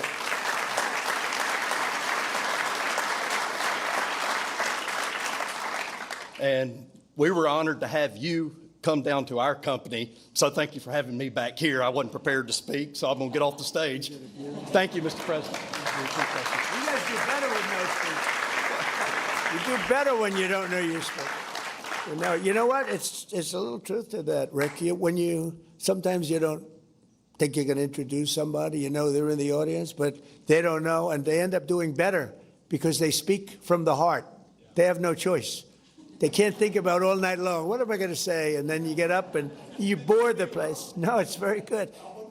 You speak from the heart, and that's true. Tariffs were a very big part. We had an unfortunate ruling out of the Supreme Court, but the good news is I'm able to do it a different way. They said use the other way. There was no reason for that. It was terrible, actually terrible, but it'll have no impact other than I hate to pay people back tariffs, $159 billion. I have to pay them back when a little half sentence, any money taken in to this point does not have to be paid back. We would have saved $159 billion, and I cannot figure it out. How could anybody do that? But they did it. We have other ways of tariffing. As you know, we're already doing it. And actually, they're more tested, they're stronger. A little bit more complex. I like to keep it as simple as possible. And in many ways, they'll be better. It'll be better. I just want you not to think that because of that decision, the tariffs will actually be higher. It's turning out they're going to end up being higher. But it's made our country rich, really rich. And it's like Andrew said, I mean, without them, there would be nothing we could do to save your country, nothing. It's the greatest word. Remember, I used to say it's my favorite word in the dictionary, the word tariff. And then the fake news got on me. They said, well, what about God? What about your wife? What about your family? What about... So they were just killing me because I said it's my favorite word. I said, all right, it's my 5th favorite word. So it's my 5th favorite word. But because of tariffs and, the proper use of tariffs, so you have to use them in a certain way. But we've been ripped off in this. I've been talking about it for years. We've been ripped off in this country for decades. We lost our car industry. Think of it. There's a person here making utensils, beautiful forks and knives and things. Where is that person? Where's around here? So, and he was telling me, he said, China's coming in and they're ripping us, and we have a tariff. It's 25%, but it's not enough because, they have certain advantages that you're not going to have. But the advantage you have is you have a higher quality product.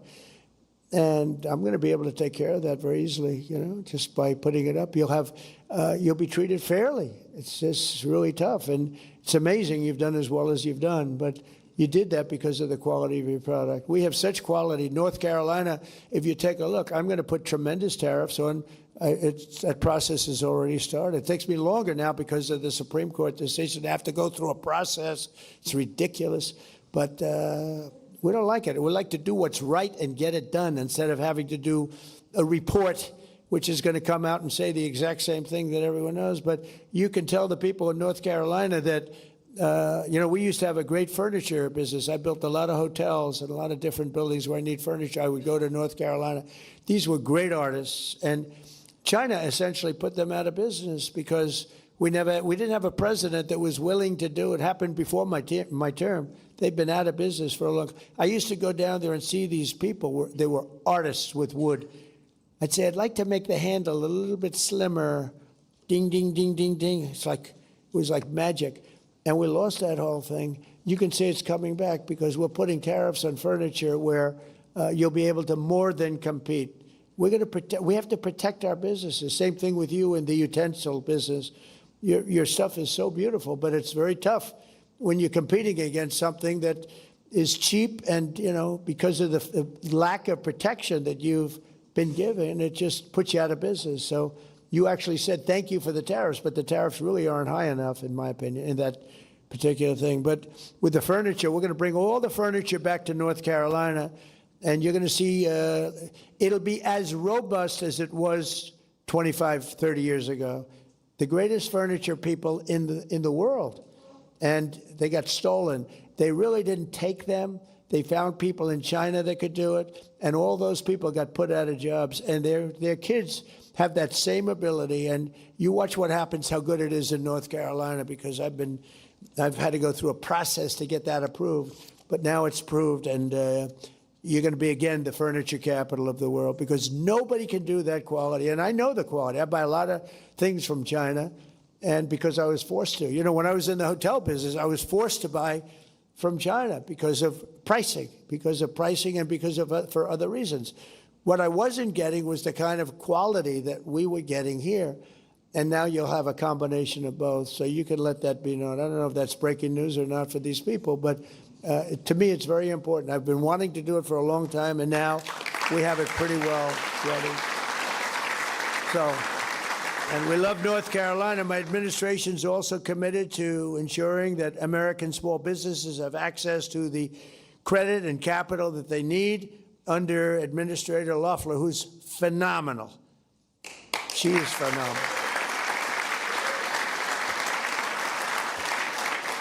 And she's got a great husband, Jeff, and he's a friend of mine, and he's a very successful man, and he's a great man, and he's got a great wife, and I was so happy getting her in this position. She replaced a woman who is a very legendary woman, Linda McMahon, who's now in education. She's doing a great job. She's moving education back to the States where it belongs, and Kelly is doing great. But last year, Kelly, our Small Business Administration issued $7 billion in loans to 11,000 new startups, as well as $1.3 billion in loans to 3,000 veteran-owned small businesses, and $3.2 billion. Yeah, big business, That's why I say, how can we call it small business? $3.2 billion to American manufacturers, helping restore those beautiful words, made in the USA. Well, we're using them more and more. We have things being made here that nobody thought it was even possible for it to come back. Like you'll see in North Carolina with the furniture. It'll come back very, very rapidly. So, Kelly, I'd like to ask you to say a few words, please.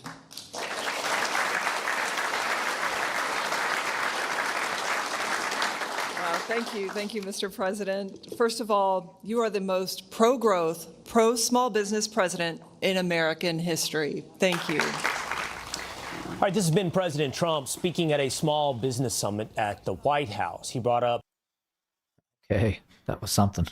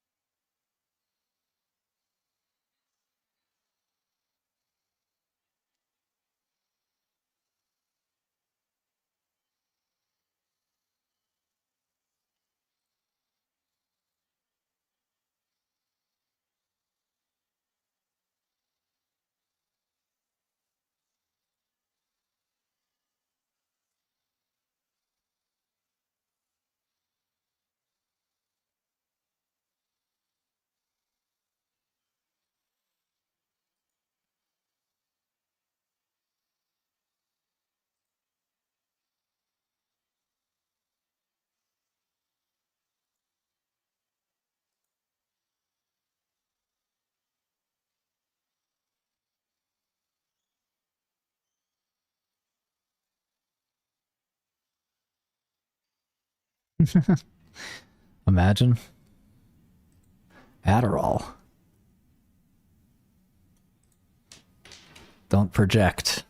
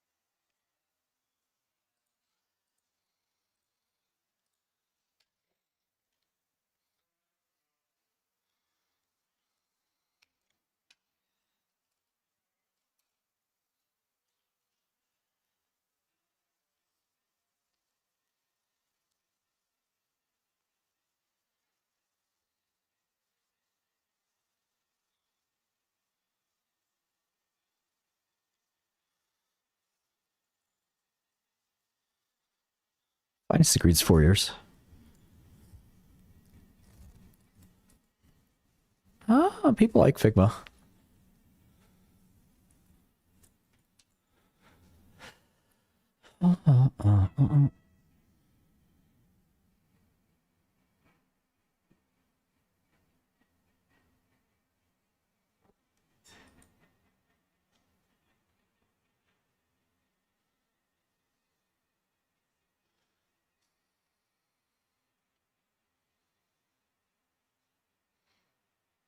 On that good cushion alcohol.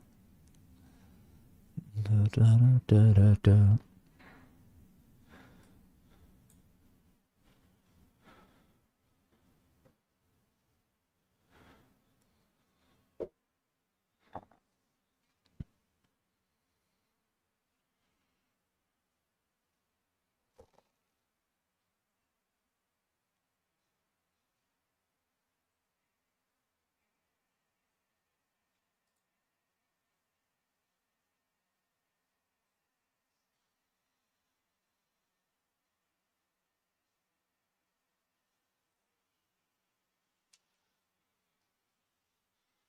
Cytokinetics tomorrow. Oh, that's what you meant by Acacia.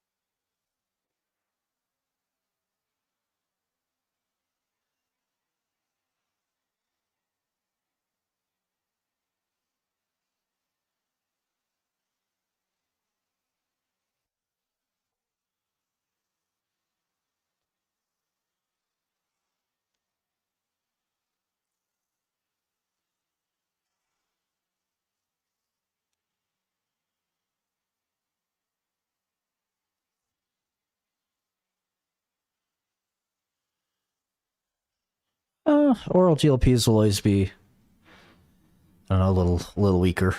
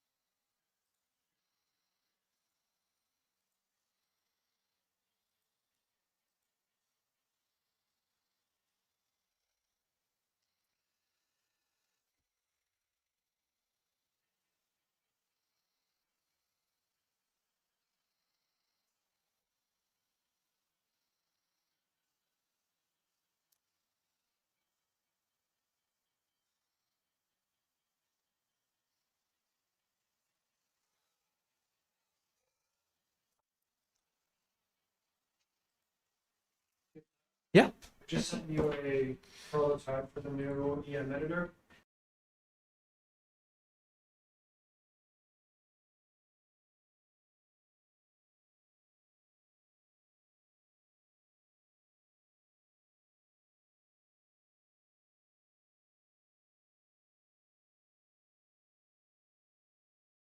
Hey guys, I gotta run. I'll see you tomorrow.